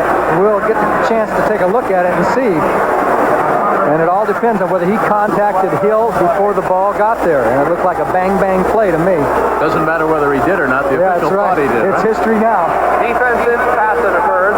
Free safety. First down. Well, again, we go back to the costly penalties. You take another look from the end zone. Okay, the viewers are going to get a chance to make their own judgment. As you're going to see Hill coming across the field. Bruce Herron, 51, is chasing him. He'll come right across the bottom of your screen. Boy, it's close. He got his hand on him, but Left hand was on the back. Good call. Hipple, Bears contained, fires over the middle. Oh, a sensational catch by Billy Sims. He stumbled right before the ball got there. It took him a little bit off balance. Boy, you can see how wide open the middle is there on that Bear defense. They're going doubled up both sides to the outside, and they're leaving most of the open spaces to the middle. That would have been a real problem for the Bears defensively, though, if Sim catches that ball in the open field. That's right. You get Billy Sims one-on-one with a linebacker, and there just isn't a linebacker in the National Football League, I don't believe, that can stay with Billy Sims. Okay, the Bears have gone back into their normal-looking type of defense, much more normal. Mark Nichols wide to the left side. He's got a touchdown catch. Tracy Porter, 89, to the bottom of your screen. Hipple looking at 2nd and 10. Fires downfield over the middle. Intended for Mark Nichols out of San Jose State. Hipple had that ball right on the money. He threw that one on a rope. Well, he's thrown 3 or 4 in a row right on the rope that were near big plays for Detroit. As we take a look at the replay, straight 4-man rush for the Bears. They just do a twist with the tackles in the end, and Hipple just puts it up there, and Nichols almost had it. Boy, right there, hits you in the hands. When you're watching films, they say you get your hands on it, you're supposed to catch that football. They have not thrown a ball to Freddie Scott, number 87. And he'll catch some before this game is over. 9-year veteran out of Amherst, came over from the Colts in a trade in '78, and he still can fly. Leonard Thompson to the bottom of your screen. Out to the top is Mark Nichols, the 2nd-year pro out of San Jose. It's 3rd and 10 Detroit. Jimmy, big play time for the Chicago defense. Dexter Bussey, out of bounds, will be way shy by about 9 yards of first down yardage. Al Harris, the 4-year right end out of Arizona State, chasing him out of bounds. Well, that's one you have to wonder why he went out of bounds, because now it's 4th down, and there's still a minute on the clock, and they could have eaten up 20, 25 seconds, or at least forced the Bears to call a timeout, because the Bears have plenty of time. Anytime you've got a minute left, you got a chance to score. Skladany back at his 35-yard line. Jeff Fisher, who came up with the interception that led to the only Chicago touchdown, is back at about the 15-yard line. Of course, Brent Nerve will have all the scores for us around the NFL today at halftime, including Cincinnati's 11-0 lead over the Philadelphia Eagles. Skladany gets away. You can hear the Bears coaches screaming, let it go. It hits on the 1 and goes into the end zone. He kicked it from the 35, so that was 65 yards in the air, and a Lion is injured down on the 5-yard line. As far as I know, this is the first injury, isn't it? First injury of the half? Looks like Roosevelt Barnes, number 54, the rookie out of Purdue.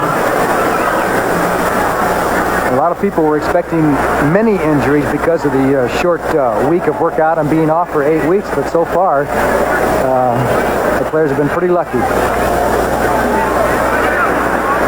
But there have been a few bobbled snaps from center. There have been a few timing plays and jumping offside. It'd be interesting off of our game, really, when it's over, just how you would vote. Has the strike really affected the caliber of play, or was it the way you last saw the Chicago Bears? Well, that's kind of the way I last saw the Chicago Bears, but I would say it's been a pretty good caliber of football. There is the replay of the injury. He took the block. I'll tell you, there's certainly been intensity on the specialty teams for both the Bears and the Lions. Neither specialty team, of course, they don't get to play so much, so they've got to show their stuff when they're out there. Okay, the Bears have 56 seconds. They're on the 20-yard line, and we will now see if they go for the score. Now, let me ask you a question. You've got Vince Evans on the bench, who is kind of the big play quarterback of the 3. Jim McMahon, along with Bob Appellini. With this much time left to go, just 56 seconds, would you ever change quarterbacks and see if Evans might just throw the bomb because he's got the stronger arm? Well, you could, except that Ditka has claimed that he's going to go with McMahon. He wants this young man to face all kinds of situations. He's not only looking for this year, but for next year. And he's sticking with McMahon right now. Inside handoff. Suey is back in, and the Lions weren't fooled at all. Maybe a pickup of 1. Second down and 9. As you see Watts, number 80, the 4-year pro out of Tulsa, checking in as he carries the play from Ed Hughes, who is, in case you missed it earlier, calling all the plays for the Chicago Bears. Mike Ditka has relinquished the play calling to Ed. And Johnny, he explained that he's just got so much to do that sometimes when you're calling the plays, you lose track of the flow of the game. And he says he doesn't have any macho pride about it. He doesn't mind letting Ed do it. He doesn't feel that he's doing what he thinks is the best for the team. So we have a 2nd and 9 situation. Now 47 seconds left to go. Kenny Marjoram, 82, checks out, and number 89 checks in for the Chicago Bears, James Scott. Maybe they're changing the play call. I'd be interested to see what it's like around the rest of the league. The Bears sold about 60,000 seats for this tickets for this game, and I would say that there aren't. Maybe there's 45 or 50, I'm guessing. So there are some people that didn't come to this football game, whether it was a reaction to the strike situation or whether because it's sunny and they want to get in the last golf game. I don't know, but it is not full. How about the apathy when the Bears were introduced? There was a chorus of boos, and that was quickly covered up by some supporting cheers, but a lot of fans simply sat there with no emotion at all. Their hands were folded, no cheering, no booing, no emotion whatsoever. A lot of apathy here, and as you say, it'd be very interesting to see what the reaction has been around the National Football League. There was apathy until the players went out for their handshakes. Second down and 9 from the 21-yard line. Chicago down by 4, 14-10. Wide open is Suey, pulls it at the 25, and a good clean hit by number 26 for the Lions, Hector Gray, second-year man out of Florida State, to belt him out of bounds. And Florida State had their hands full with LSU last night, didn't they? Yes, they did. LSU had 55 points the last time I looked. The clock did not stop. They ruled he was down before he went out of bounds. So it's 3rd down. The clock is running, and so the Bears are going to go into the locker room and settle for being down by 4 points. You see the clock winding down, time left in the first half. Chicago will currently be content to go out at halftime down by 4 unless they go for one last big play here. They'll try to free up Matt Suey over the middle to the 30, the 35, and that, barring a penalty flag, will be the end of the first half. The Bears scored first on a field goal. The Lions came back with 2 touchdowns. Then Chicago added their touchdown, 14-10. That's where we are at halftime. And of course, we'll be joining Brent, Irv, and all the NFL Today folks for scores around the National Football League today. So that's the end of the first half with a score: the Detroit Lions 14, the Chicago Bears 10.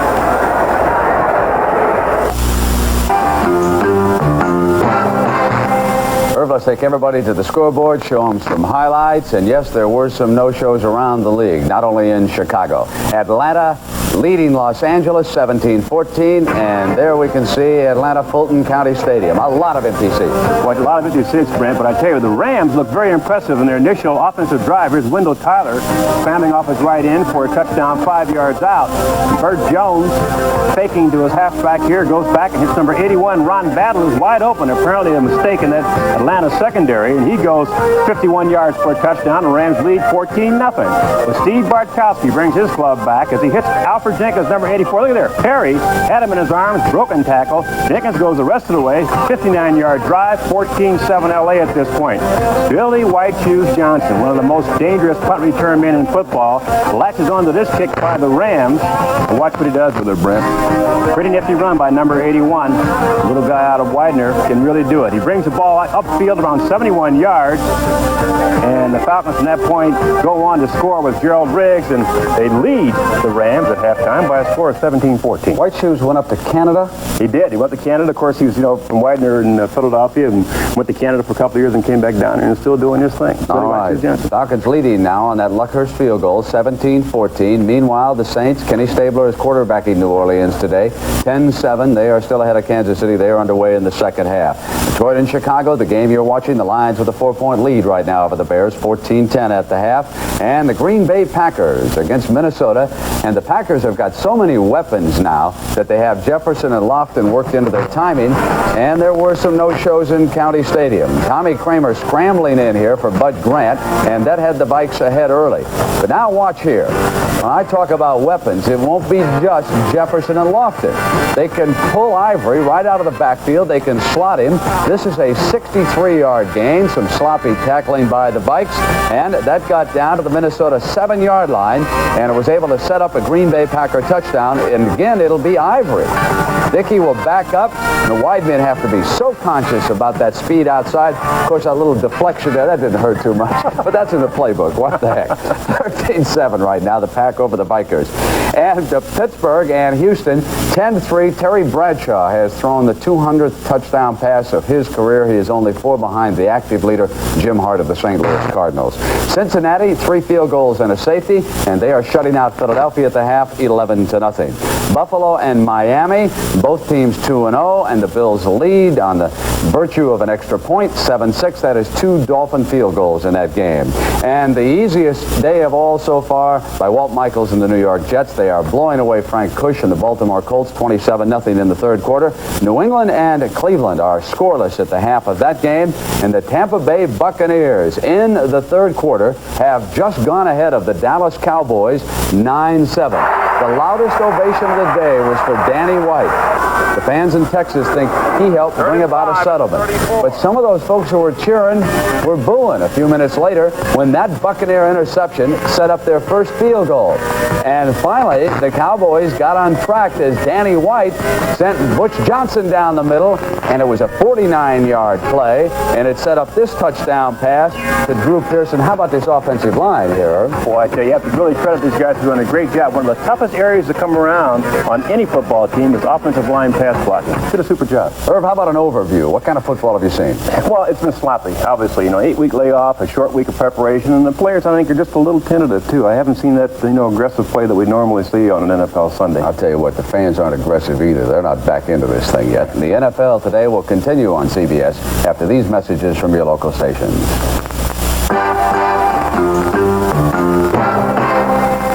Thank you, Brent Musburger, and hello again, everybody. Jim Kelly, Johnny. Detroit Lions on top over the Bears by a score of 14-10. Here's how we got that way. Somewhat of a surprise, though, Johnny. Look at that. The Bears have out first down, out rushed, out passed, and out total yards, and out possessed the Detroit Lions. Yet still they trail by 4 at halftime, and turnovers are all even 2 interceptions apiece. Of course, the turnovers were the key. That Oldham touchdown has really been the difference for Detroit. The Bear defense has been very strong. 47 yards rushing, 47 yards passing. The Bears has double the yardage the Lions do, so that's the key. And here's the quarterback comparison. Eric Hipple, 8 of 18 for 47 yards. That's not too many yards. Jim McMahon, 8 of 14 for 85 yards. And then as far as the running backs are concerned, you can see that Walter Payton has the best of it, 13 for 65. Billy Sims has carried only 6 times in the first half, 6 for 24. So the stats are all Chicago. The score is all Detroit. Of course, one of the Lions scores came on the interception by Ray Oldham, where he picked off an errant pass by Jim McMahon and ran it back unimpeded for a touchdown. So, and then there was that interception before that set up the 11-yard drive. So really 2 interceptions is what really hurt Chicago. And the Lions have not had to go very far for their 2 scores. There it is. Detroit leads Chicago by 4. As you can see, a perfect day for football here at Soldier Field. A sunny day in Chicago overlooking the shores of Lake Michigan. The 0-2 Bears, the 2-0 Lions. And Chicago with a 4-point deficit to make up. We've got 30 minutes left to go in regulation. As you look at Eddie Murray set to tee it up from the 35, and not called the Windy City for nothing, Johnny. The wind blows the ball off the tee. It's picked up in the last half hour. I'd say it's a good 10 or 15 mile an hour wind. Bears will have first possession. Dennis Gentry, 29, along with Ricky Watts, number 80, back deep for the Chicago Bears. 14-10, the Lions on top. Detroit has lost 6 of their last 8 times they've come in here to Chicago.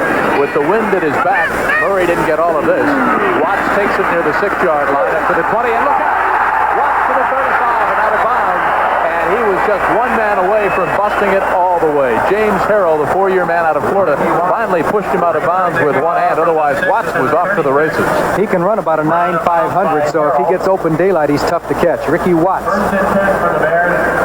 Up at the 36-yard line, the rookie quarterback, Jim McMahon. He's got an 11-yard scoring strike to Ken Marjoram, to his credit so far this afternoon, with just 1:49 left to go in the first half to bring the Bears back to within 4. Fashionable wide to the right side. Marjoram, who has a touchdown catch, down to the near side. The backs are Suey out of Penn State, and of course the great Walter Payton, number 34, out of Jackson State. And this is sweet Walter Payton up to the line of scrimmage, maybe for a yard. Let's call it 2nd down and 9. Sealed off by number 79, the 5-year pro out of USC, William Gay.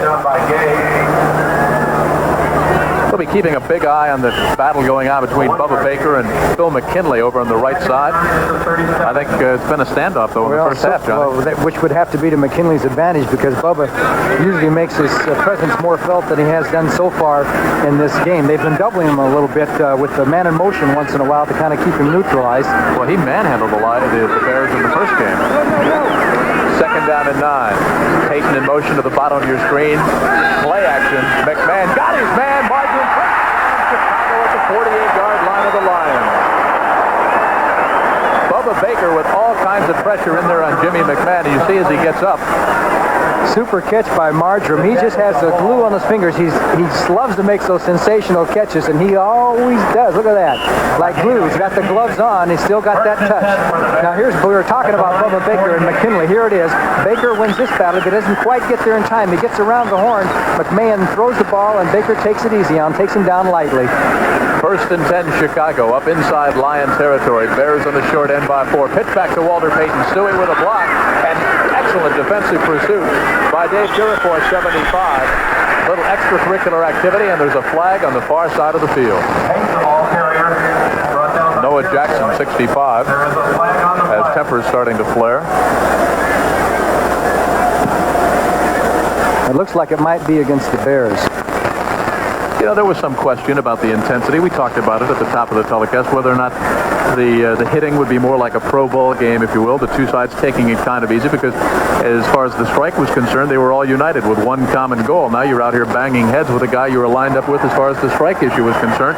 But this game, coming out of the black and blue division, the Bears and the Lions, didn't take very long, Johnny Morris, to really heat up. That's right. And that penalty was against Detroit, so the Bears are down to the 39. Illegal use of the hand. First down. First down for Chicago, opening possession. There you can see the book on Jimmy McMahon, 100 yards, 1 touchdown, 2 interceptions, 9 out of 15. He came into this game 12 of 22, 131 yards, completing 54% of his passes for about a 6-yard average. No touchdowns and 1 interception. Watts to the left side. And another flag on the play.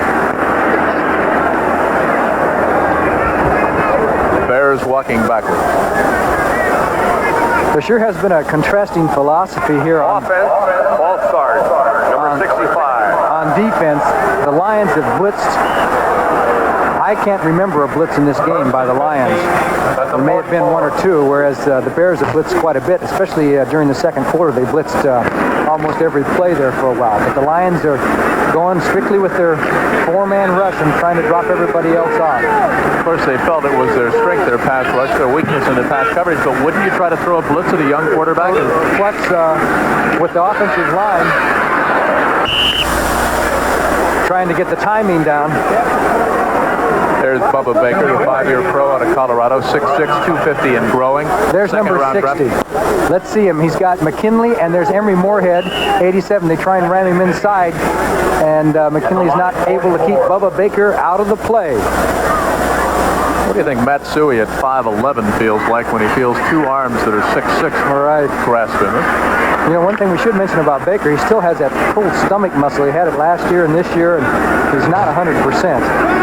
But he's pretty good at 90%. Don't tell Matt Suhey or Jim McMahon that. Second down and 15. Jimmy McMahon, the rookie out of BYU, in the ground for Bubba Baker, and down he goes. Stomach muscle didn't bother him there, John. No, as soon as we start talking about how he hasn't been a factor in this game, he must have heard us. He must have one of those Walkmans in his ears. He's hearing what we're saying. Okay, it's McKinley who drops off on the regular pass block, and he just gets around him. He just can't hold him that long, and McMahon almost got out of it, but the old one-handed tackle by Bubba Baker. I'd say it's a long third down situation, wouldn't you? 3rd and 27. They show shotgun, flood formation to the left side. Marshall with a touchdown catch to the right, and Walter Payton fires over the middle, batted away, incomplete. Number 52 for the Lions was there very quickly. Stan White, the 11-year pro out of Ohio State. He actually had a chance to intercept that. Yes, the play was well covered, and White tried to catch it with his hands rather than bring it in the old breadbasket as Payton and Marjoram almost collided. Marjoram tries to get deeper than White. Now here comes White in front, number 52, and that ball is there. He had his hands up there and could not bring it in. Tough to catch a ball with gloves on, Johnny, when you play with a golf glove? Well, it's tough for defensive players. The offensive players do it all practice all day. Kenny Marjoram wears gloves. Yes. Robbie Martin is back deep, anticipating his punt, standing at about his own 20-yard line. Into the wind, a high, wobbly kick that Martin will field cleanly at the 19-yard line. The Lions will start 1st and 10 from that point, and Detroit leads it by 4.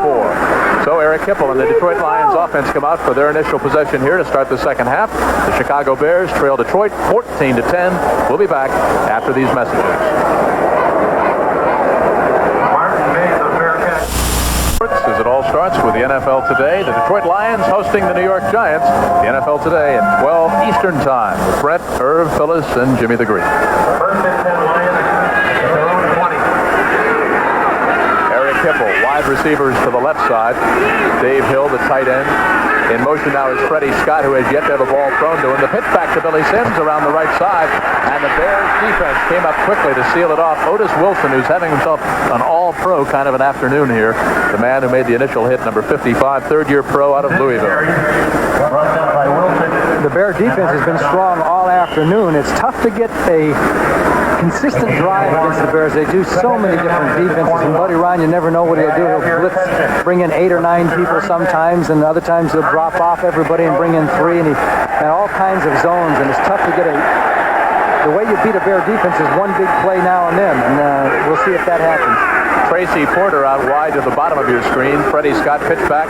Lions keep it on the ground up near the 23, but not much doing there as it's sealed off by Lenny Waltershaw, the 6-year pro out of Southern Utah State, and Steve McMichael in his 3rd year out of Texas. Now here come 3 new defensive backs and Bruce Herron, a linebacker, as the Bears will go into their prevent on 3rd down situation. They are the best in the league on 3rd down percentage of passes completed against them. They are the best in the league, and they have been for a couple of years. Lions are 2-0 coming in. The Bears are 0-2. 6 defensive backs in there now for Chicago on 3rd and 5. Looking at the Detroit Lions offensive set. Slot to the left side. Lone back. Dexter Bussey. Hipple looks over the middle. Fires. Got his man wide open. And it's incomplete. And that time the offensive man turned into a defensive man. Reuben Henderson back there had it in his hands, and Leonard Thompson made a very smart defensive play for the Lions. Here's the end zone pass. As you can see him dropping off, and it was a throw into double coverage. Leonard Thompson was covered short and deep, and Henderson was down there deep, and the ball was right in the old hands. He couldn't hang on to it as Thompson gave him a little shot afterwards, but the Lions are going to be forced to punt, and it appears that the Bears are going to get good field position out of it. Johnny, it would appear that Eric Hipple has been bothered by the layoff much more than, say, a Jim McMahon. His passes, for the most part, have been high all afternoon, even the touchdown toss. You look at Skladany now, all set to kick it away, and Dennis Gentry, 29, who took some kind of a hit the last time he was catching the punt, back at the 35-yard line. Skladany gets away a beautiful spiral that backs Gentry up to the 28, gets a block, free to the 30, to the 33, and down he goes in the grasp of number 59, Jimmy Williams, the rookie out of Nebraska. So that's where the Bears will start from, 1st and 10 at their own 33. They trail it by 4. When we come back, we'll give you the update on that Dallas-Tampa Bay game. But right now, a word from these commercial messages. The St. Louis Cardinals with their rookie quarterback, Neil Lomax, and of course, Joe Montana leads the defending Super Bowl champion San Francisco 49ers. Right here on CBS Sports, following our game between the Detroit Lions and the Chicago Bears. 10:14 left to go in quarter number 3. Chicago's second possession. Wide receivers in the slot to the right side. McMahon to throw on first down. Got his man, the tight end, Henry Moorhead. And he is finally knocked down at about the 37-yard line before Hector Gray, the second-year pro out of Florida State, hit him and hit him hard. Well, look at this score. Green Bay 26, Minnesota 7. If I'm not mistaken, weren't the Packers 2-0? That means looks like they're going to be 3-0. Bart Starr and the Pack may be back. How about this one? The Falcons were behind 14-0, and Atlanta's come back with 20 unanswered points. Dallas, they trailed early in that game, 3-0. Cowboys at home at Texas Stadium, almost invincible. Second down and 5, and Jim McMahon asked for a timeout. He saw the blitz coming and something else in that Detroit Lion defense that he didn't like, and he'll take the first of 3 timeouts. Don't forget, our Thanksgiving Day game will be the Detroit Lions in action against the New York Giants from East Rutherford. It all starts with the NFL today, and we'll be back in a minute.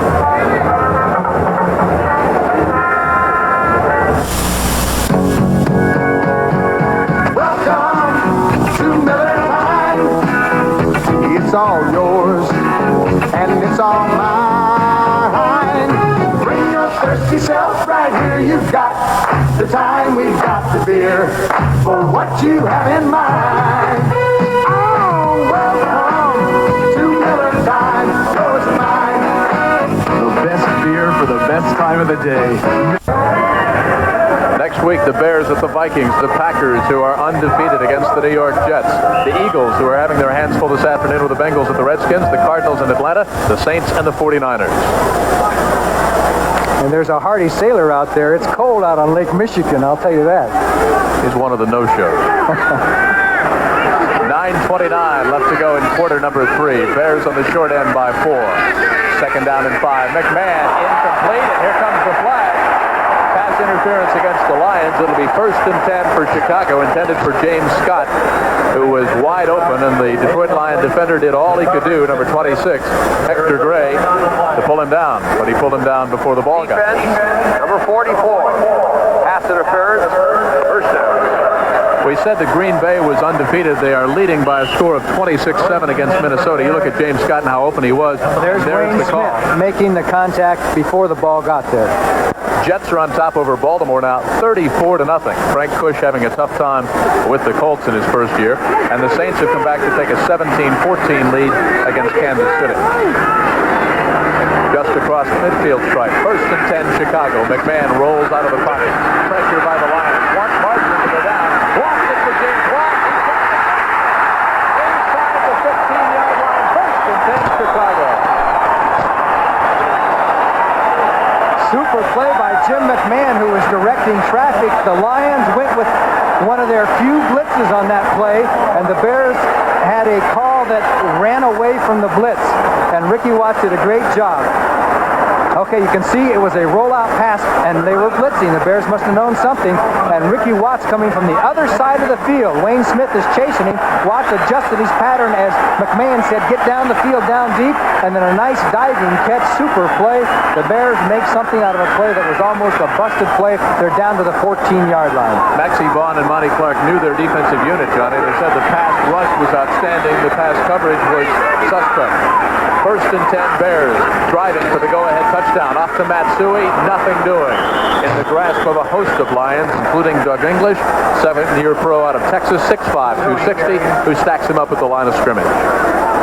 Jim McMahon is slowly compiling some pretty good statistics after that slow start with those first two early interceptions. You know what else he's doing, though, John? He's showing an awful lot of poise in the face of a tremendous pass rush, looking at Bubba Baker's face mask for most of the afternoon, and with the good instinctive moves, as you've described it, getting out of the pocket, directing his receivers, throwing a touchdown pass to Kenny Marjoram, and that last big pickup to Ricky Watts. Second down, 10 yards to go. Receivers are split both left and right. Lions coming with a blitz. Walter Payton. And boy, did he just turn absolutely nothing into a pickup of about 3 yards. They had him back at the 21-yard line. And Payton somehow managed to knife his way forward to about the 13. He has over 9,700 yards now in his career. And, of course, Jimmy Brown had 12,312. O.J. Simpson, 11,236. Franco Harris, 10,445. And then comes Walter Payton, around 9,700 yards. Almost, he's heading towards 10,000. Big play time for the offensive unit of the Chicago Bears for the defensive front of the Detroit Lions. 3rd and 8 from the 12-yard line. Payton in motion. McMahon looks for Payton. He's got his man down inside the 5-yard line. The officials are saying, wait a minute, let's check with each other before they call it. It is a completed pass. And you see Jimmy McMahon down there to help out. There's a flag back downfield. And from the looks of Keith Van Horn, number 78, the frustration on his face, it may have been a holding call against the Bears' offensive line. We'll have to wait. Look at Doug English. He is all the way across the field, still complaining about the call on the completed catch at the 1.5-yard line, but it looks as if it'll all go for naught, as a penalty against the Chicago Bears will back the Bears up even further. The Bengals of Cincinnati have gone out in front over Philadelphia at Veterans Stadium in Philadelphia, 18-0 now. Kenny Anderson, a 2-yard pass to Dan Ross, the outstanding tight end. Los Angeles has come back against Atlanta. They trail now 20-15. Here's Fred Wyatt, the referee. Deep. Offense. Personal foul. Flipping. 3rd down. Freddie Silva, the referee, excuse me. Well, he didn't say who the call was on. He may have called a lineman for clipping out of the pocket area because McMahon rolled out of the pocket. We'll see if we can pick up the clipping. They're calling it right there. As Purifoy was the guy that was clipped. Here's Payton. Did he grab the ball? Looks like he did. What a difference. A difference of about 30 yards. So instead of 1st and goal, it's 3rd and 24. One-handed catch by McMahon out of the shotgun. He's got lots of room to run. He's up to the 30.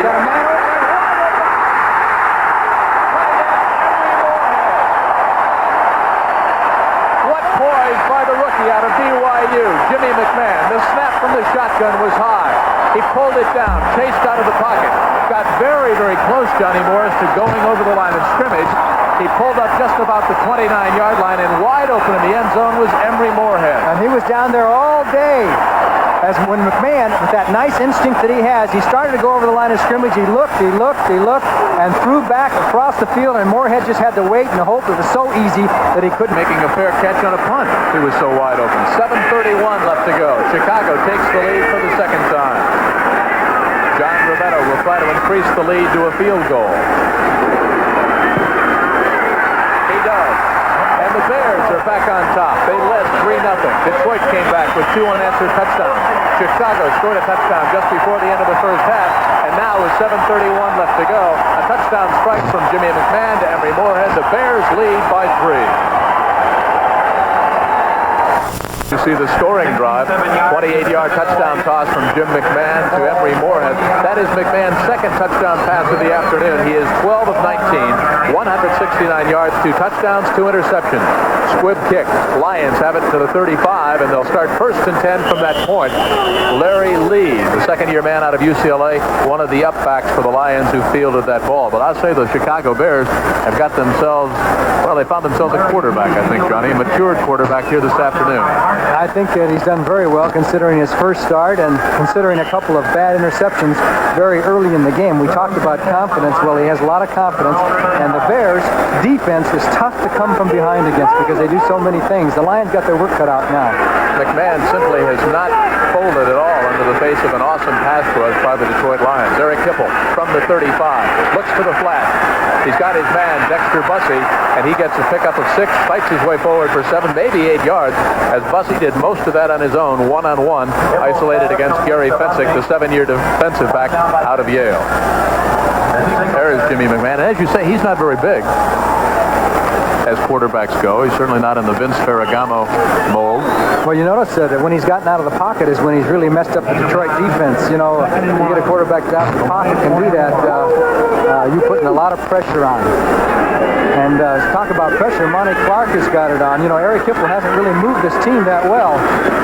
First down for the Lions as Billy Sims goes up and over. Lenny Waltershaw, the 6-year defensive back from Southern Utah, in there on the hit. Billy Sims has been contained very well by the Bears defense. The first game between Chicago and Detroit, Sims managed just 33 yards on 13 carries. And when does Monty Clark think about, is he going to go with Hipple all the way, or what about Danielson, the more experienced quarterback who can pick up on these Bear weird defenses a little quicker than a young quarterback like Hipple, and who has done so well coming in twice off the bench in the first 2 games. Maybe let's see how long they go with Hipple. What if they don't go anywhere on this drive? 1st and 10 from the 47 of the Lions. The I formation, Dexter Bussey. The inside handoff. Look out, there's Billy Sims. He can go. Otis Wilson, 55, and number 44, Terry Schmidt, grabbed him around the ankles. Otherwise, Billy Sims was gone. There's Monty Clark getting a little excited now. If Sims breaks a couple like that can loosen up the defense in a hurry. Jets on top over Baltimore now, 37-0. Pat Leahy, a 19-yard field goal. Jets are having a field day. Frank Kush, his Colts will be 0-3. 1st and 10 Lions now at the 36-yard line of the Chicago Bears. Slot formation to the left side. Dexter Bussey fumbles the football. It's free at the 35, but I believe the Lions got it back, and it might be Bussey who got his own fumble back. How about the Oilers? Down 10-0 to Pittsburgh. Houston has come back. Gifford Nielsen, a 9-yard pass. Dave Casper, All-Pro, wasn't sure he wanted to come back. He was happy being a stockbroker. Well, he's happy he's back now, I'm sure, with the touchdown. We're going to take a look at a few more scores. Atlanta 20-17 now over Los Angeles. That game is in the 3rd quarter. The Rams were 0-2 going in. New York Jets, look at this one, 37-0 over Baltimore. 2nd down and 9 for the Lions, who actually got a 1-yard pickup on that fumble. Eric Hipple, Bears coming over the middle, missed his man again. That's the first ball that's been thrown to Freddie Scott, the 9-year veteran out of Amherst. And again, Eric Hipple's passes, Johnny, are high and appear to be off the mark. Look at Cincinnati, 18-0 over Philadelphia. The Eagles were 1-1 going in. New Orleans could be 2-1. They're beating Kansas City 24-14. Kansas City was 1-1. And you just mentioned the 10-10 score between Pittsburgh and Houston. 3rd down and 9 from the 35-yard line of the Chicago Bears. Wide receivers left and right. Out to the left side is Leonard Thompson. Nichols, who has the touchdown catch to the right side. Ball tied loose in the air. Chicago's got the football. Number 99 for the Chicago Bears, Danny Hampton, 6'5", 255. The 4-year man out of Arkansas came up with that loose football. 1st and 10 Chicago Bears. And I think it was Al Harris, I'm not sure. They got only a 4-man rush. Number 90 from the right of your screen gets by Balderschweiler, hits Eric Hipple. Dan Hampton grabs that ball and says, "It's mine, I got it." Puts his shoulder down, and the old Razorback had the football. What are they calling here? They're calling... Penalty flag is down on the play. Where's the flag? I don't know. I never did see the flag. Looks like it's going to be defensive holding against the Chicago Bears. You talk about a costly penalty. Well, let's see if we can get this call. We'd like to have this explained. Fred Silva, the referee. They are marking it off against the Chicago Bears. Defense, illegal contact.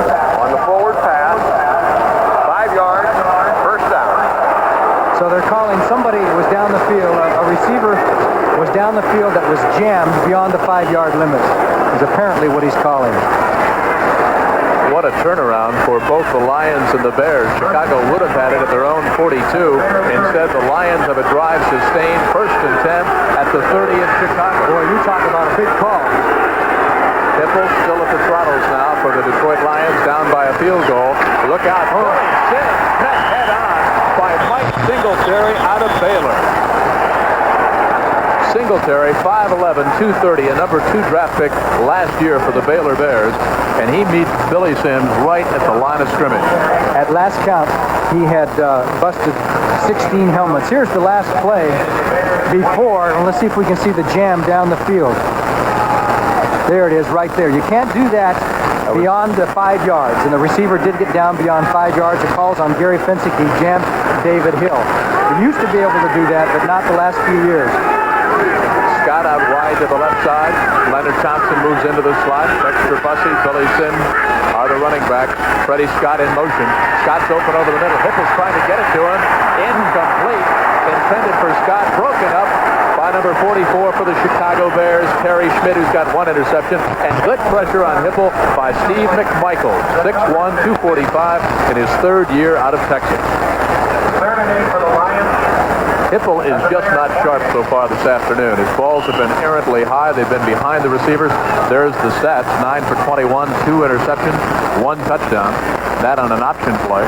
That's why I say the 17-14 score is a little deceptive, because the Lions defense... the Lions defense converted 1 and gave them the ball at the 11-yard line of Chicago for another. 3rd and 8.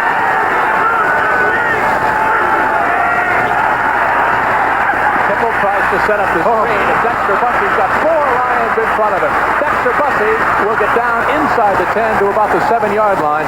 No flags on the play. 1st and goal for the Detroit Lions. Excellent play call. You talk about a big play for the Lions. The old screen pass. Well, you try to take advantage of the aggressive Bears defense. They've been coming. They've been throwing all sorts of pressure at Eric Hipple. And they had 3 blockers, maybe 4 blockers out there around that left side. And it's 1st and goal to go for the Detroit Lions.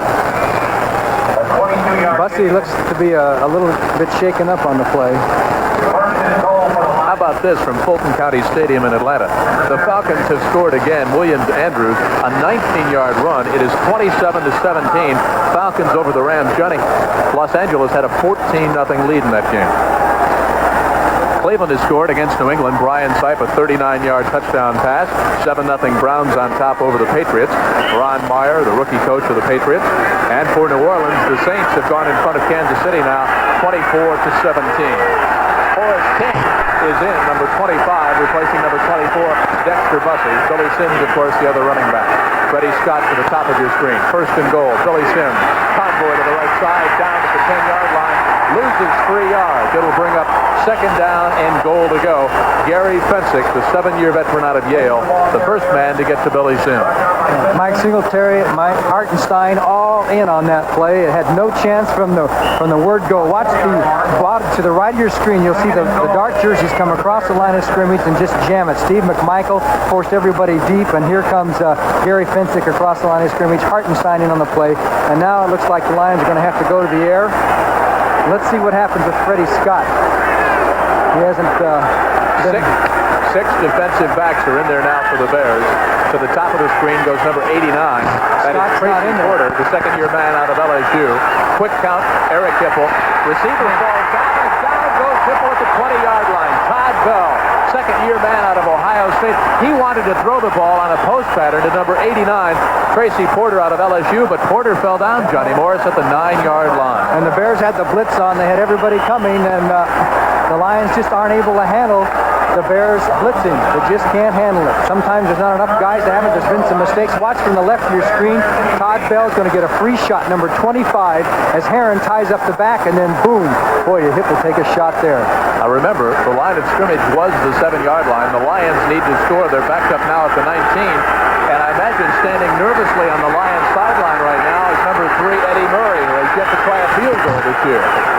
Hipple. Here they come again. Looks at the blitz.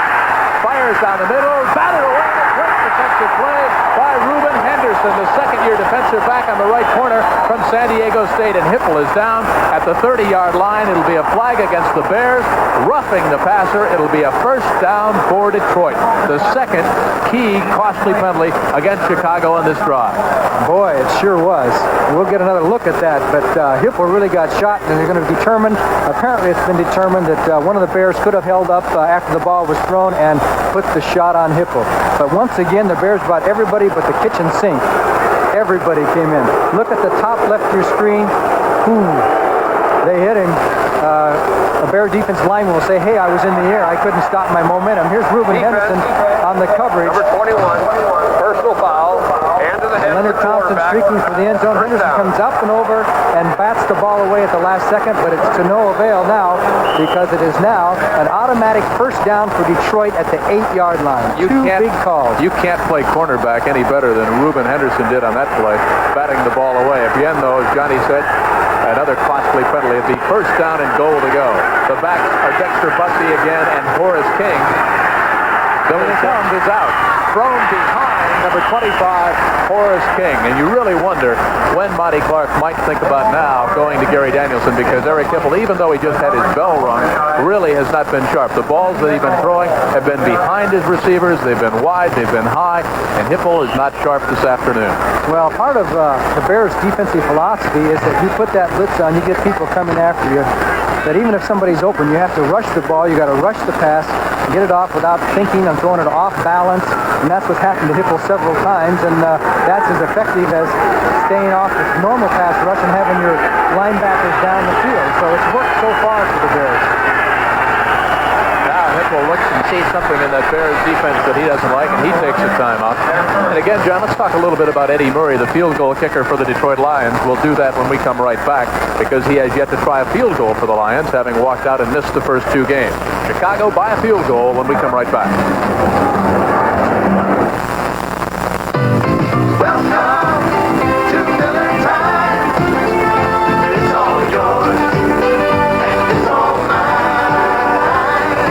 Bring your thirsty self right here. You've got the time we've got here for what you have in mind. Welcome to Miller Time. Yours and mine. The best beer for the best time of the day. Miller High Life. I like it. If you really like it, I really like it. we can help you get it. We're GMAC. We're GMAC Financing. When it's time for that new family car, GMAC can help you get it with financing to fit your budget. It's available right here at your GM dealer. Now at participating GM dealers, get low 10.9 financing on new 82 models.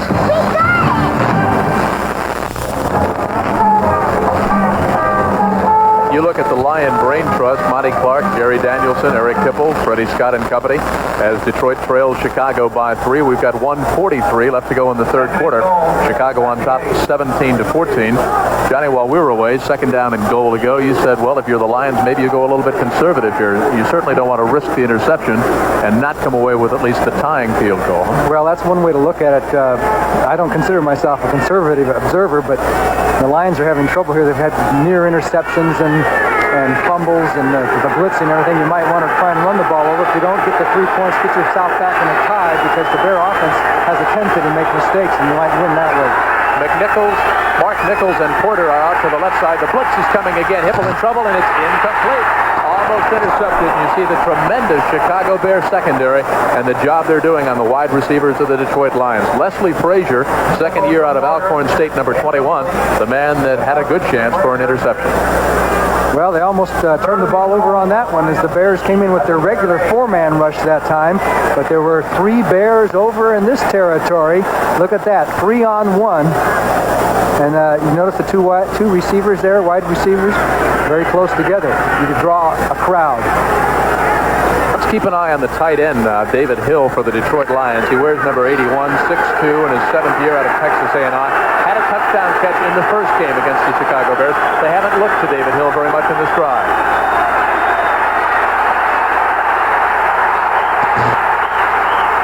Touchdown, Lions! He's throwing it down. No touchdown.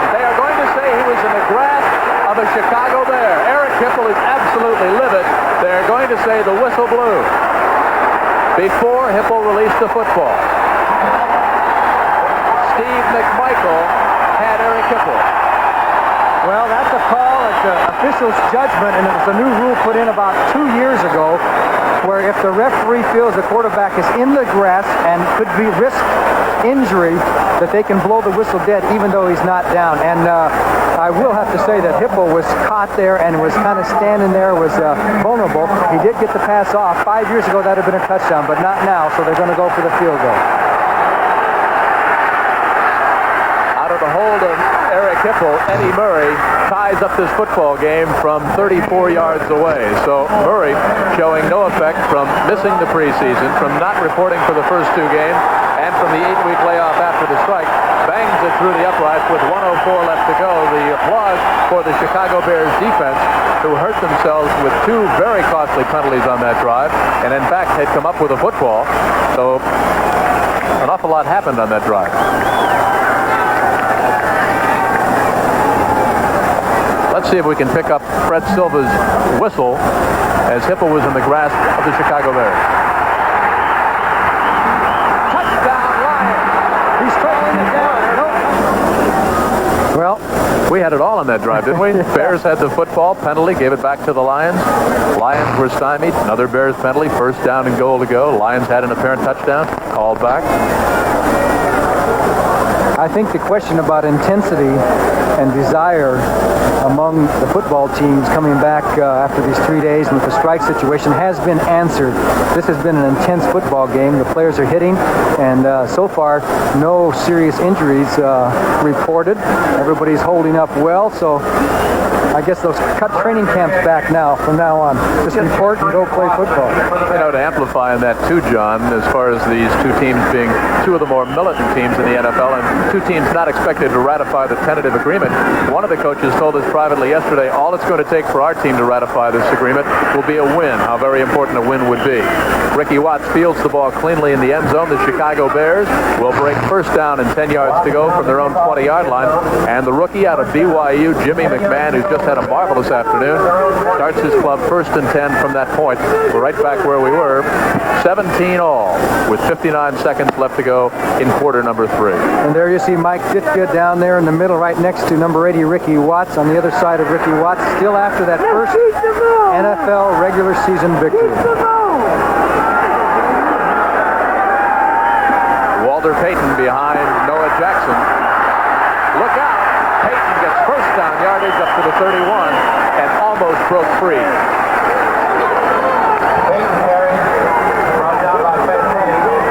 Fantetti in there on the hit. As you look at the Bears fans, which are anything but apathetic right now. Walter Payton having one of his best days rushing since mid-season last year. 1976, he gained 1,390 yards. In 77, 1,852. Then 1,395, 1,610, 1,460, 1,222 last year.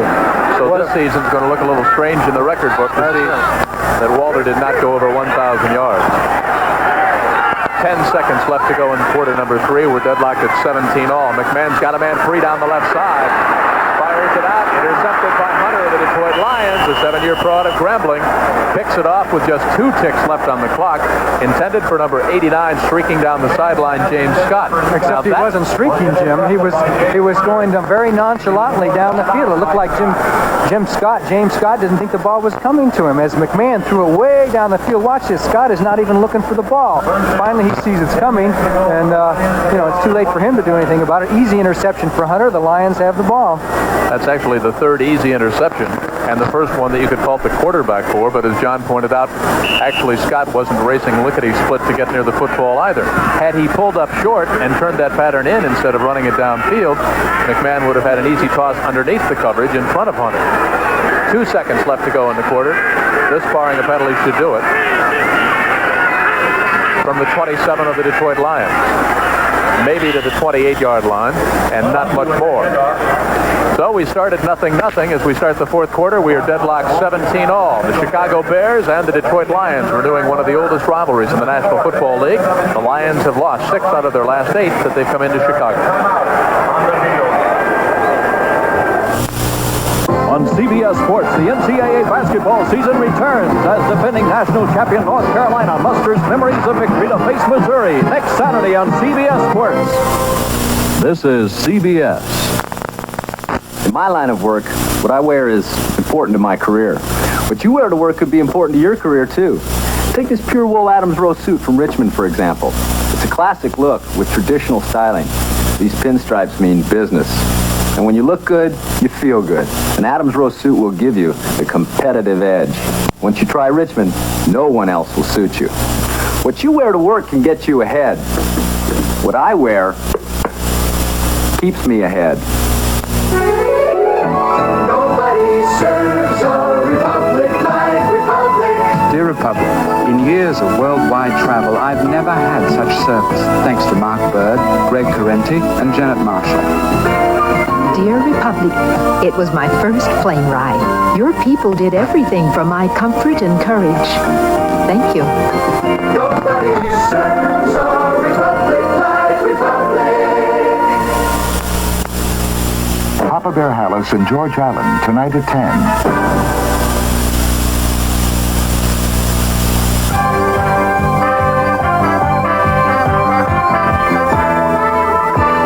CBS Sports coverage of the National Football League is sponsored by Chevrolet. Chevrolet is USA 1, and USA 1 is taking charge.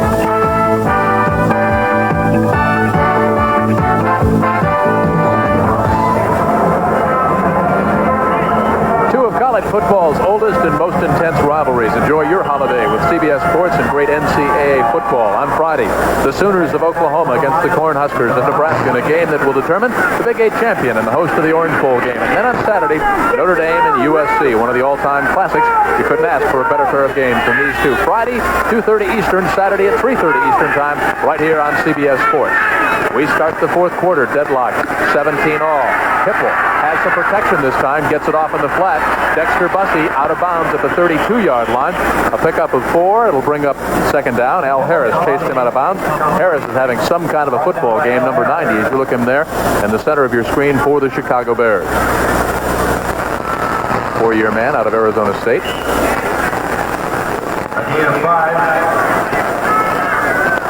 And after what Washington State did to Washington yesterday, looks like Arizona State might be headed to the Rose Bowl against the Wolverines. Doesn't sound right, does it? Arizona State. And Michigan gets in even though Ohio State beat them yesterday, right? You saw that on CBS. Well, Ohio State got stuck in that situation. They had one less game in the Big Ten, and it cost them the Rose Bowl chance. 14:52 left to go. Bears showing the blitz. You see Fensick up near the line of scrimmage, and now the Lions might have taken too much time. Hipple was looking at Gary Fensick and not watching the 30-second clock, and this will back Detroit up 5 more. That sure changes the situation. That was a third and 4. Delay. Number 17. Now it's definitely a passing downfield situation. 3rd and 9, 3rd and 8. Very costly penalties, though, for the Chicago Bears. Dolphins have gone ahead of Buffalo up at Rich Stadium early in the fourth quarter. An Uwe von Schamann field goal. So it is now 9-7, Miami on top over Buffalo. Detroit looks at 3rd and 9 from their own 28-yard line. David Hill. Haven't heard much from David Hill. Confusion on the formation. And now Hipple has to take a timeout. You see that Scott and David Hill were simply lined up on the wrong side, and it took them more than the allotted time to get on track. So we just had a delay of game, and then the confusion. We had to have a timeout for Detroit. So 14:51 left to go in quarter number 4. We're deadlocked at 17.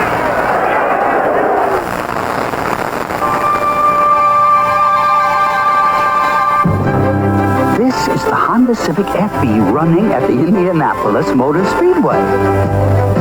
The Civic FE is the #1 car on gas mileage. With its 10.8-gallon gas tank, it could run the entire 500 miles at Indy without making a single pit stop and still leave you plenty of gas to get back home again in Indiana.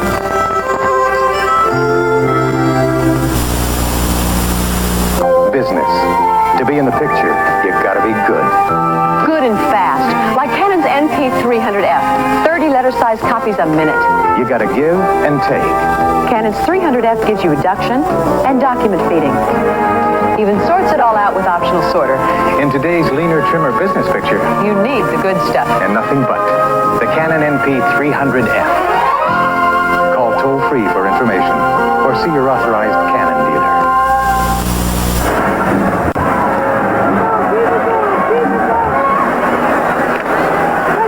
Joe Montana, the San Francisco 49ers, the defending Super Bowl champions, taking on the St. Louis Cardinals. Next, here on CBS Sports. 3rd and 9. Flood formation to the left side. Bears with 6 defensive backs in. They're coming on with a blitz again. They set up the screen pass. One man to beat. Dexter Bussey, first down and more. Well, you'd have to say that was a big play for the Lions. The Bears put the blitz on again. They had 7 rushers that time, and they put the screen out over a little short pass, and Bussey looks like he might have sprained his ankle. Here they come. You see Jeff Fisher is picked up very well by the Lions. And here's the pass, the screen. Good block by Amos Fowler there to keep Bruce Herron out of the play. And Bussey gets down, gets enough for the first down, and is really upended. Horace King, number 25, will check back in. It was Gary Fensick with the hit. Let's check the stats on the wide receivers and tight ends and backs for the Detroit Lions, if we can pass that chart over sometime before darkness. Freddie Scott has had just 1 ball thrown to him and has yet to catch a ball. Thompson has 1 catch for 7 yards. David Hill has 2 catches for 22. But look at this. Billy Sims in the catching department, 2 catches for 7, and Dexter Bussey 2 for 14. So they're trying to spread it out, but really not able to utilize Billy Sims as they would like to. What happens against the Bear defense, when you beat the Bear defense, it's usually a pass that goes for 40 or 50 yards. You just can't get a consistent drive very well against the Bears. They just do so many different things that you've got to have a 175 IQ quarterback that can pick up everything and make all the adjustments, play in and play out. From the 46-yard line of the Lions, Eric Hipple sets Detroit down. 1st and 10, I formation. Billy Sims behind a block by Horace King. Cuts it up across the grain. And look out as he cuts his way back and gets down near the 45-yard line. A pickup of 9. It'll bring up 2nd down and 1. Mike Singletary, 2nd-year middle linebacker out of Baylor, with a big play for the Bears, but not before Sims had rambled for 9. That's a final from the Superdome in New Orleans. The Saints on top over the Chiefs by 10.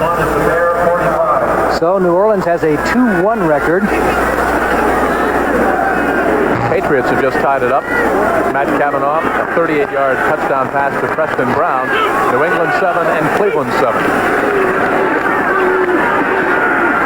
That'll be first down yardage for Billy Sims in his 3rd year out of Oklahoma. It's almost like starting a second season. Remember Billy Sims, as you look at the Cleveland-New England score 7-7, Sims was a holdout and reporter right before the Lions played the Bears before. Now again with 3 days workout.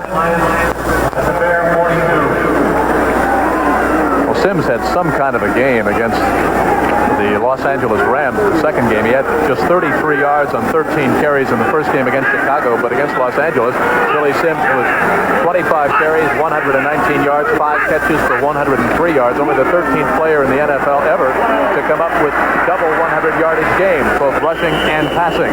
This play by Billy Sims, however, will be called back. As you see Singletary and Walterscheid in there on the hit. Looked like a motion against the Detroit Lions, and this one will come back. Illegal motion, and instead of a 2nd and 2, they're going to be back at 1st and 15. So quite a difference, isn't it? 6 seconds left to go in the Astrodome inside in Houston. Terry Bradshaw, 17-yard scoring pass to Benny Cunningham. Offense, number 89, illegal motion. So that's Bradshaw's 201st touchdown catch. Tracy Porter is the man who committed the violation.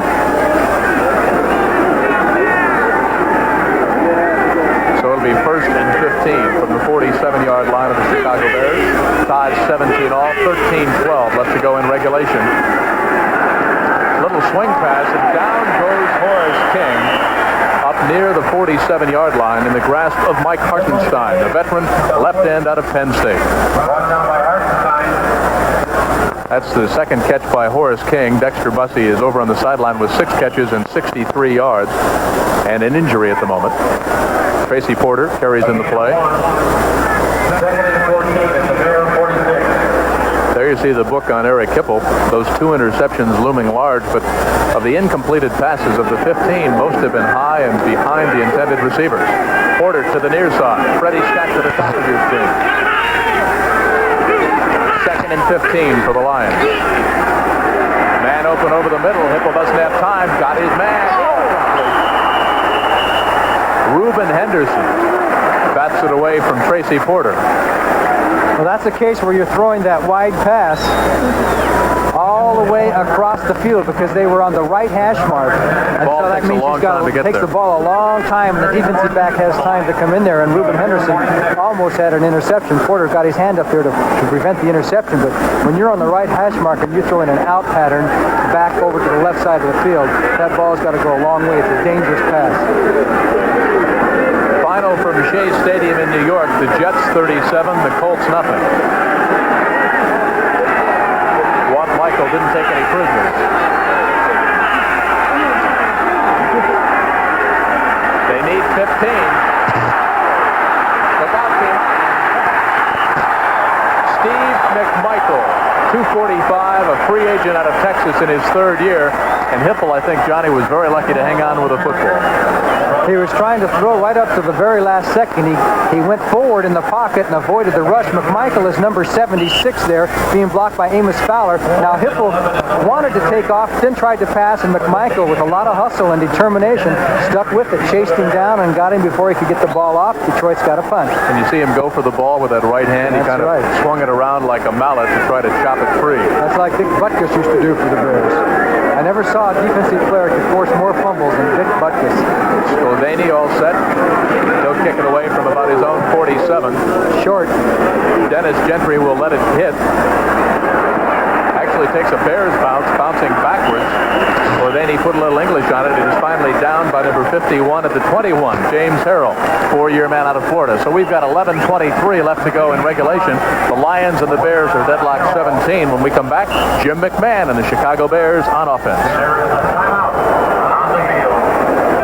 Next Saturday, NCAA basketball back on CBS. Dean Smith's Tar Heels, the defending NCAA champions of North Carolina, taking on the Tigers of Missouri.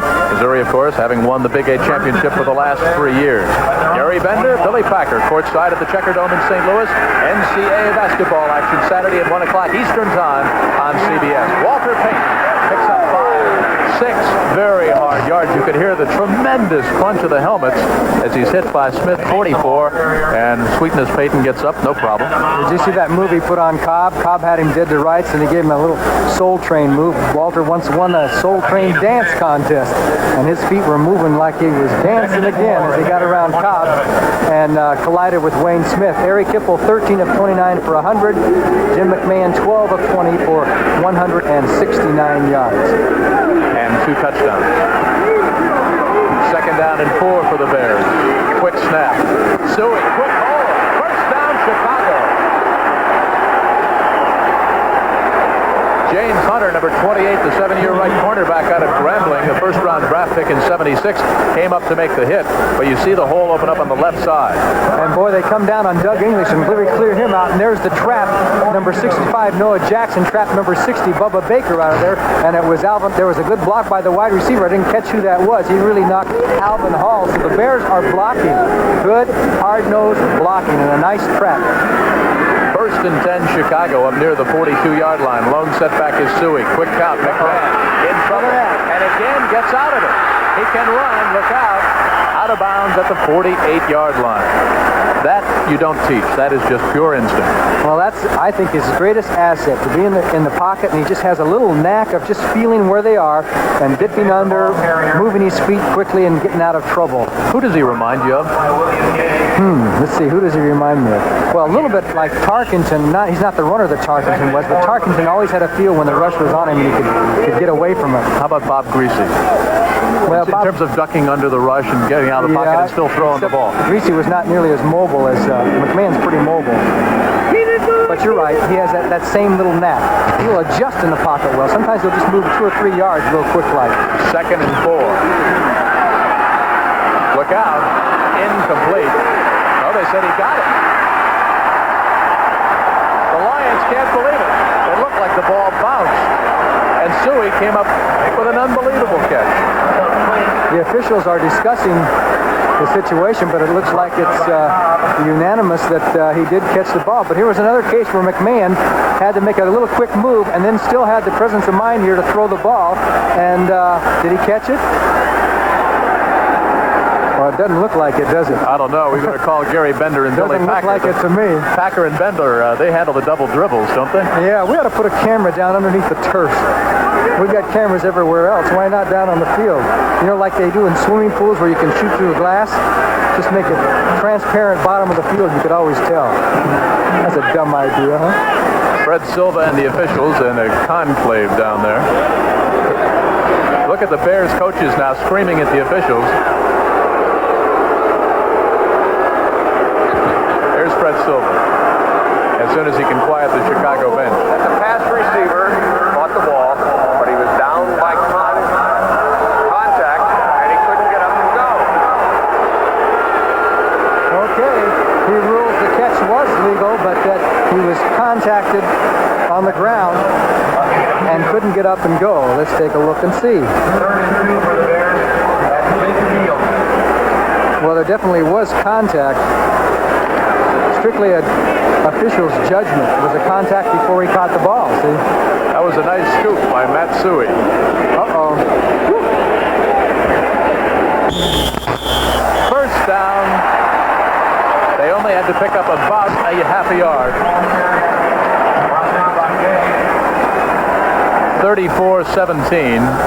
Final score in from Atlanta's Fulton County Stadium. The Falcons over the Los Angeles Rams.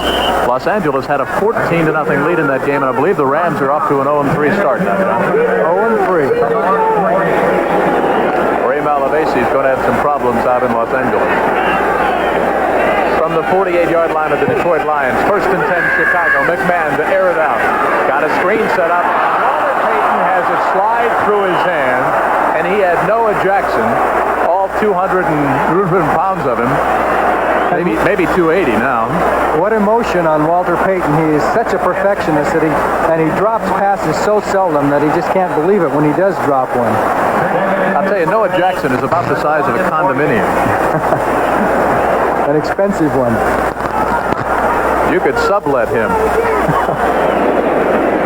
2nd down and 10. Noah's going to come looking for you after this game.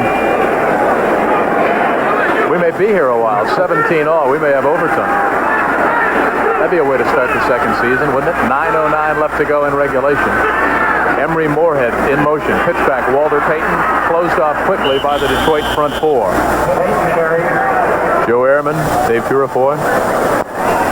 Boy, did they put a double team on Baker that time. A lot of times they're using the man in motion. It happened to be Emery Moorhead that time, helping McKinley out on Bubba Baker. Bubba's wondering where they're all coming from.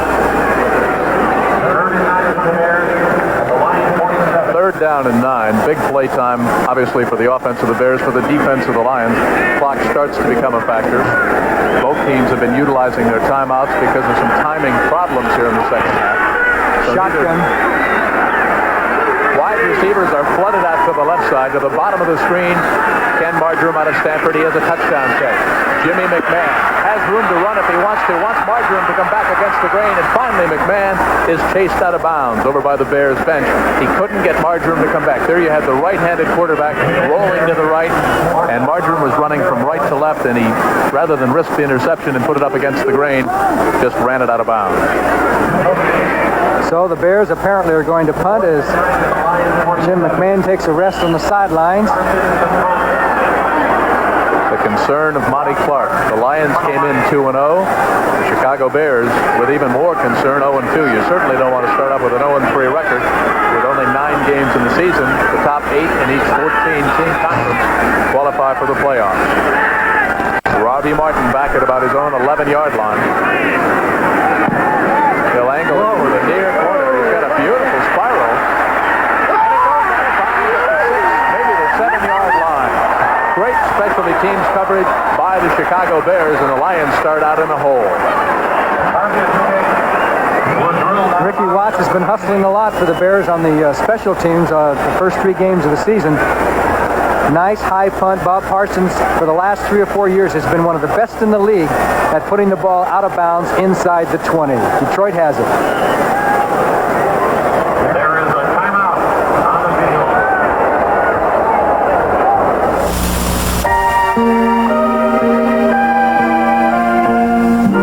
After a long day, it's nice to get into your Accord hatchback. While the outside world admires its elegant styling, you can enjoy the ride. Honda now offers a 4-speed automatic with variable assist power steering that makes driving simpler than ever. The Honda Accord hatchback is so nice to get into, sometimes you don't want to get out. Honda, we make it simple.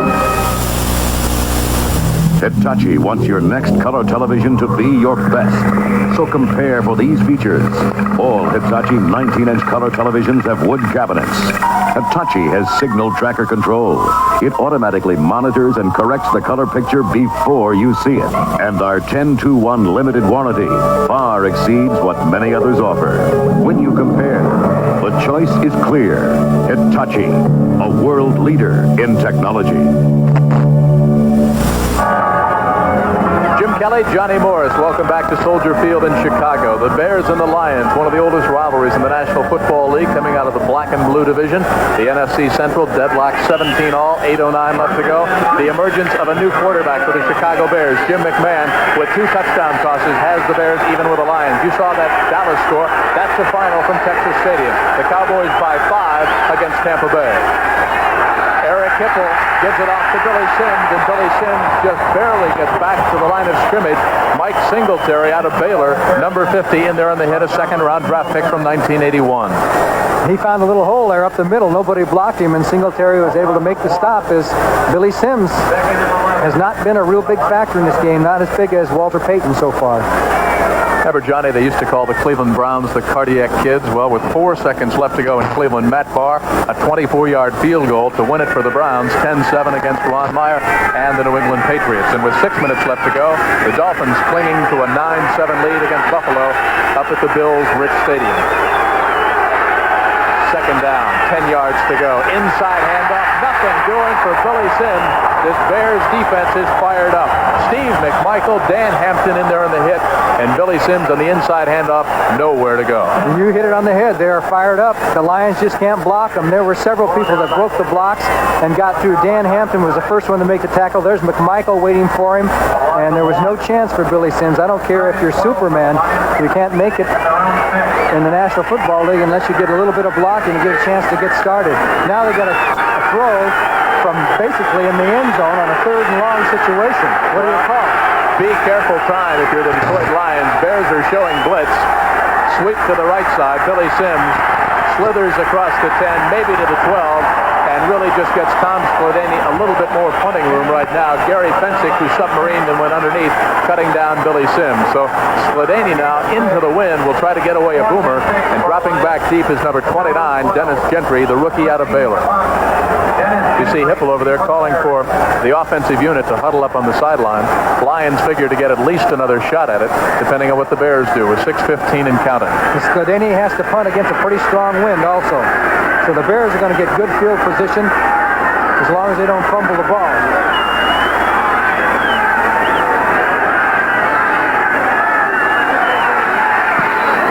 Wobbly end-over-end kick.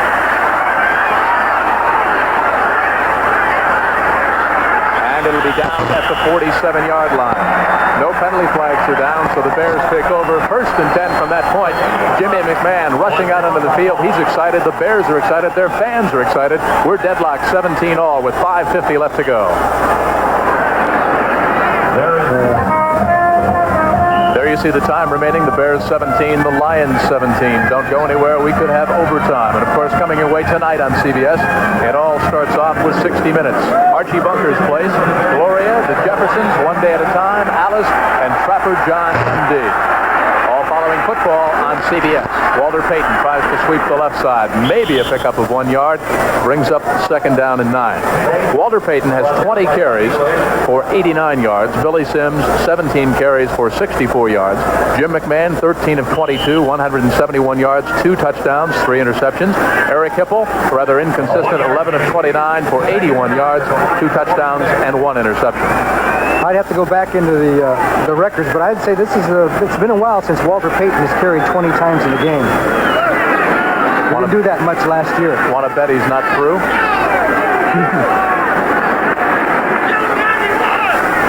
Suey and Payton are the backs. Watt to the bottom of your screen. Long count. Walter Payton one-on-one, out of bounds at the 44. Stan White, the veteran out of Ohio State, who came over from the Colts in a trade in 1980, wrestles Walter Payton out of bounds. The Eagles trying to come back against the Bengals. Cincinnati led it 11-0 early, then went out in front. And now the Eagles have come back on a Louis Giamona 1-yard run. Bengals lead it 18-14 with 22 seconds left to go in that game. Final from Buffalo. The Dolphins hang on to win it 9-7 against the Bills. Don Shula's Dolphins are out to a 3-0 start and headed for the playoffs. And the Pittsburgh Steelers, after being tied up 10-all by the Oilers, have pulled out in front over Houston by a score of 24-10. Bradshaw, his third scoring strike of the afternoon. On 3rd and 6. All kinds of time. Wide open. The ball is stripped loose and almost intercepted by the Detroit Lions. Hector Gray out of Florida State had it in his hand, and it fell incomplete. So we have a 4th down situation coming in, and it looks like Parsons is going to punt again. I'll say one thing. Jim McMahon had a tough go coming into this game, his first start, but the Lions didn't make it that tough on him.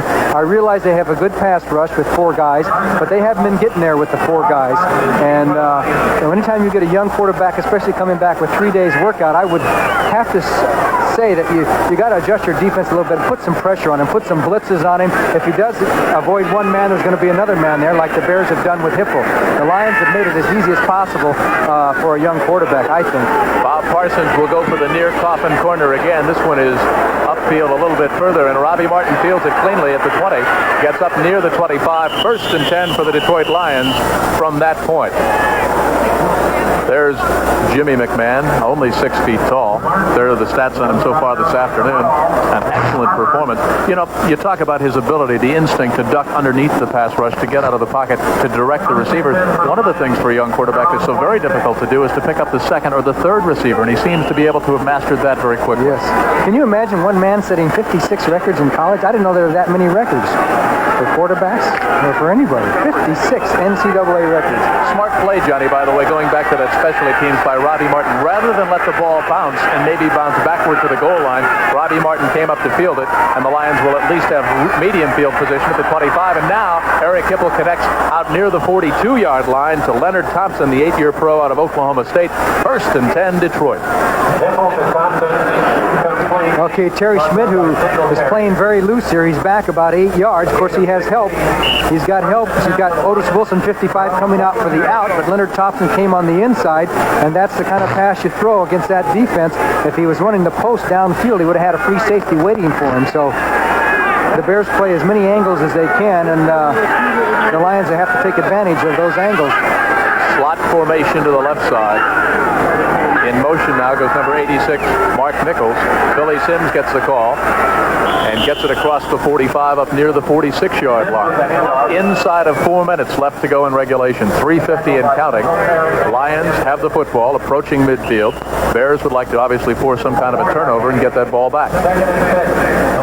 You know, it seems in so many games the Lions always get Sims downfield for one long pass. Every time I watch the Lions play, he hasn't been down there today except for that one pass where he stumbled. He would have caught. He could have gone maybe a long ways.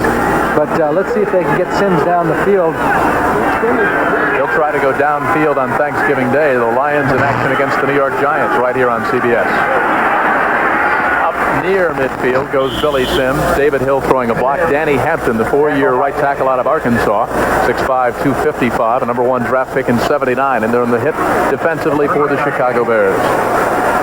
One disadvantage a team has, or both teams have, when you get into a game like this, when you've only had 2 or 3 days workout, is your short list is a lot shorter. There's not as many plays to draw from, and a lot of times when things have been exhausted, you can come up with plays that you had been working on maybe a couple of weeks ago, or trick plays or whatever it is. They just didn't have time to do that, so they haven't got as much to draw from for this game.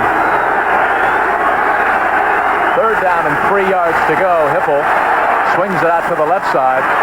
Not good enough for first down yardage. What a hit by Al Harris on the second-year wide receiver Tracy Porter out of LSU. Close to first down yardage. I didn't think his forward progress was beyond the chain. It's going to be very close, and also it's going to be very interesting to see what the Lions do if it is short. Well, we could speculate, but I would think you've almost got to go for it if it's 4th and inches.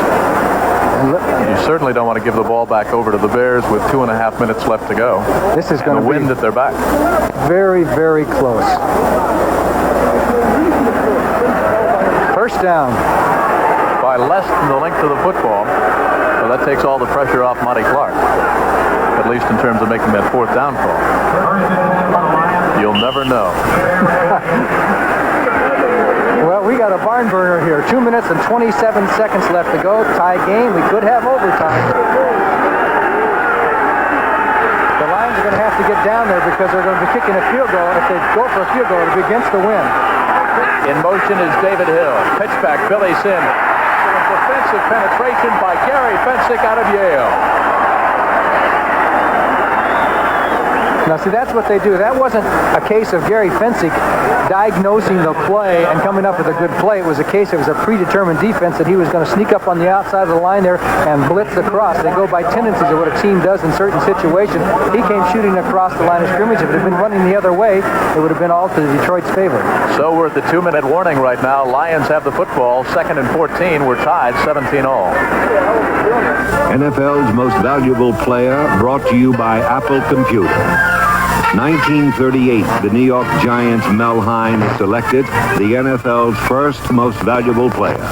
Starting at both center and linebacker, Hein plays 15 seasons for the Giants and never misses a single game.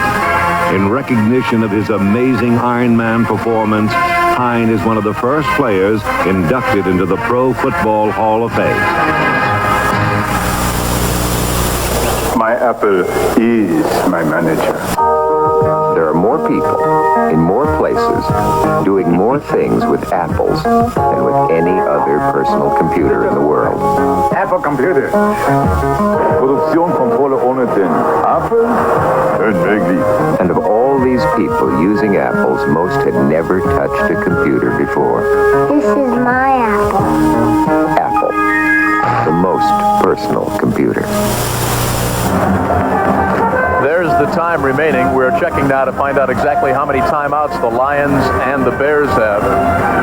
Line of scrimmage, the 48-yard line of Detroit, and they've got to get it all the way down to the 38-yard line of the Chicago Bears. It's 2nd down and 14. As you see the concern on the face of Monty Clark, the head coach. No apathy there. Those fans are ready.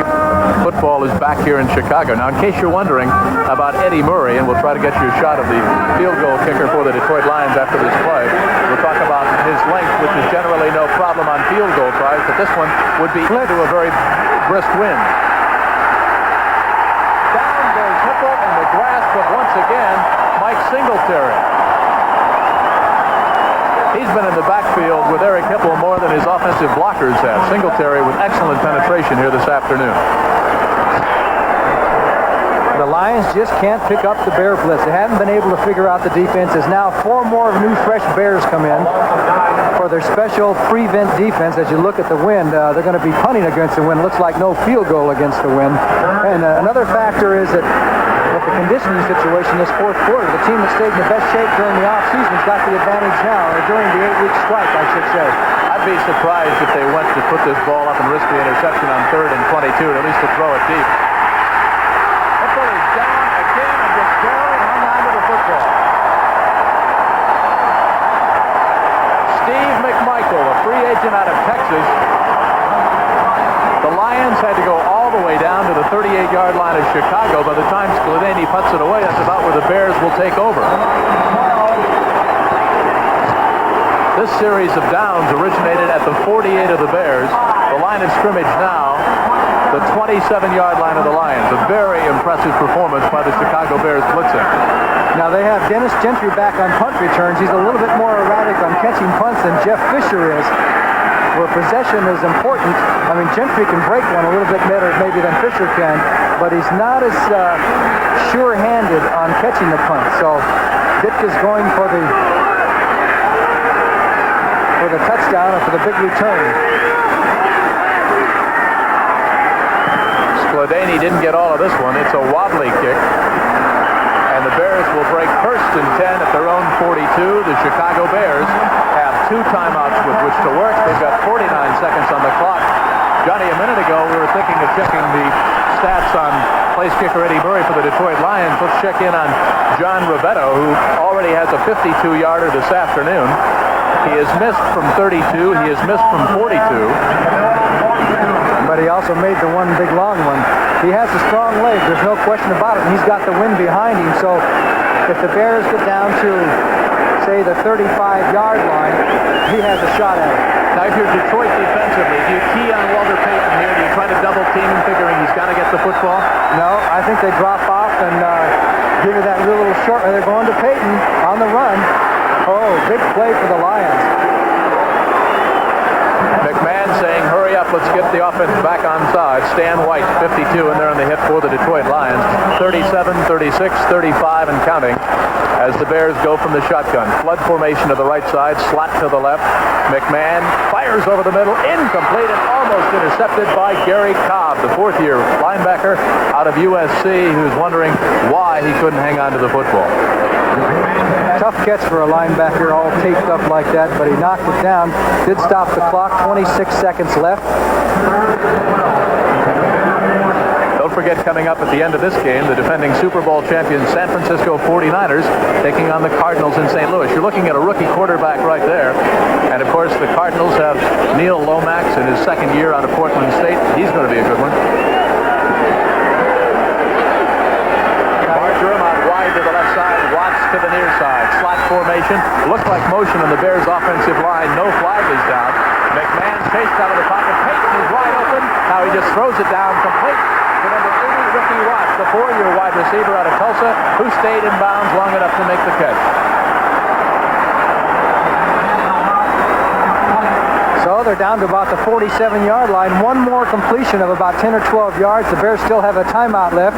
As you look at John Rivetto, knows that there is a chance now that he will go for the field goal. 17 seconds left to go. Big job maybe on Rivetto's shoulders.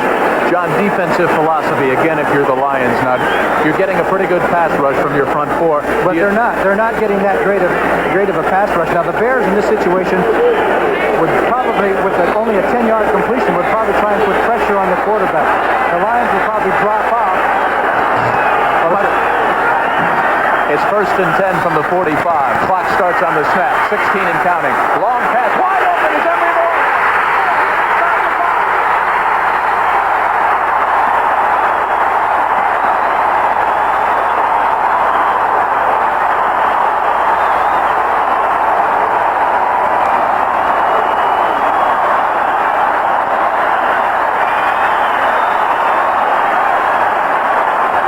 Take another look at Jim McMahon, the rookie out of BYU. Almost his third touchdown toss. Moorhead got behind the defense, came over the top of his head, almost squeezed his way into the end zone, but was stopped at about the half-yard line. And there are 7 seconds left in the football game. And the Bears, I would say, in a pretty good position. Johnny, they're not even going to risk another play from scrimmage. They've sent Rivetto in there. Jimmy McMahon, you look at the Bear rooters right there, has come over on the sideline accepting the congratulations of head coach Mike Ditka and others over on the Chicago sideline. What a magnificent throw. How does the tight end get that free wide over the middle? Don't ask me. The one question I ask is, they really didn't put that much pressure on McMahon. They went with the 4-man rush, and most of the second half, McMahon has had all the time that he has needed to throw the football, and I think that has been the tactical mistake of the Detroit Lions, and I think you got to give the Bear Lions some credit. They blocked against the 4 defensive linemen much better than they did in game 1. They doubled up Bubba Baker quite a bit, stopped that rush, and the Lions didn't adjust to the situation, and I think it's going to cost them a football game. Well, that was my question before the last play that I started to ask you, is why wouldn't they try to blitz, put a little bit more pressure on? They were getting a decent pass rush from the front 4, but I think you've got to give as much credit to McMahon for getting out of the pass rush and escaping as you do to the front 4 of the Detroit Lions for not getting to him. How about this for an opening game? 16 of 27 for Jimmy McMahon, the rookie out of BYU. 233 yards, 2 touchdowns, almost a third right there. Had Moore had been able to stretch it out about another length of the football, he would have had his 3rd touchdown toss. And Mike Ditka right there, nervously pacing. Played racquetball yesterday with General Manager Jim Finks. On the verge of picking up his first win as the head coach of the Chicago Bears. And the Bears will be right back in the hunt with the new conference situation, 1-2. Bassnagel will put it down at the 8-yard line. This will be an 18-yard field goal for John Rivetto. He's missed from 32, missed from 42, and nailed it from 52. Lions will be coming. The game hangs in the balance. The Chicago Bears go out in front with 5 seconds to go, 20-17.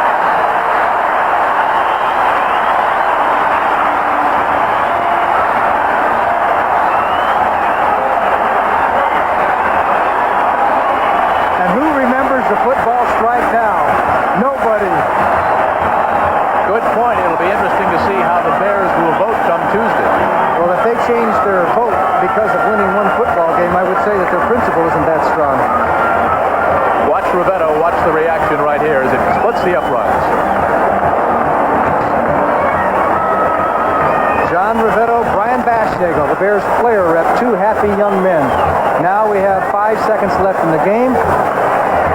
And the Lions are desperate now.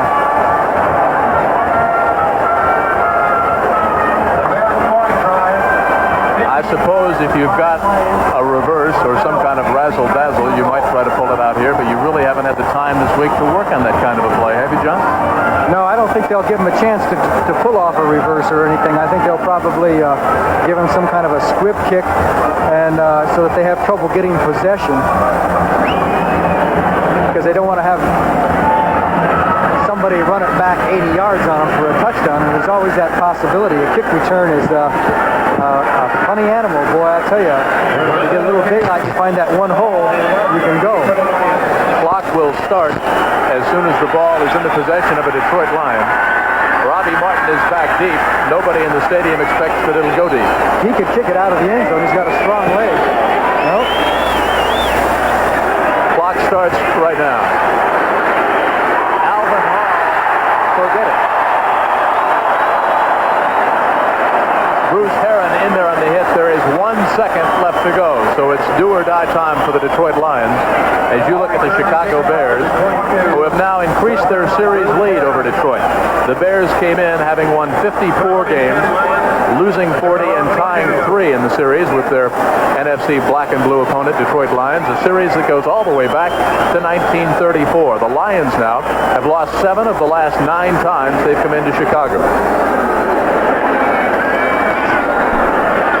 Well, I guess you have to go with 3 men out to one side and throw it up and hope and pray that you get a deflection like the Atlanta Falcons did there a couple, 3 years ago. They made 3 or 4 of them work where they sent the receivers down and throw the ball. Let's see what happens. Well, the Lions are having all kinds of problems deciding what 11 they'd like to go with. They've got 12 men out there now, but they couldn't decide on who was going to be out. They'll flood the right side.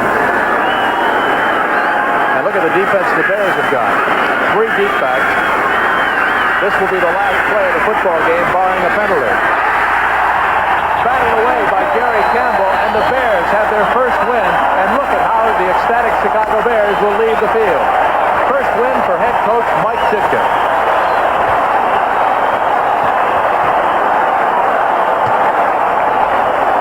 John Rivetto, whose 18-yard field goal was the winning margin, 20-17. But the story of this game, the poise and the patience of Jim McMahon. 16 of 27, 2 touchdown tosses, 233 yards. and a Chicago Bears defense that bended but didn't break here in the second half. There is Jim McMahon, the rookie out of BYU. He's got to be a happy young man. He passed the test. Mike Ditka showed a lot of confidence in him. Went with his rookie, had never started an NFL regular season game, wound up with 233 yards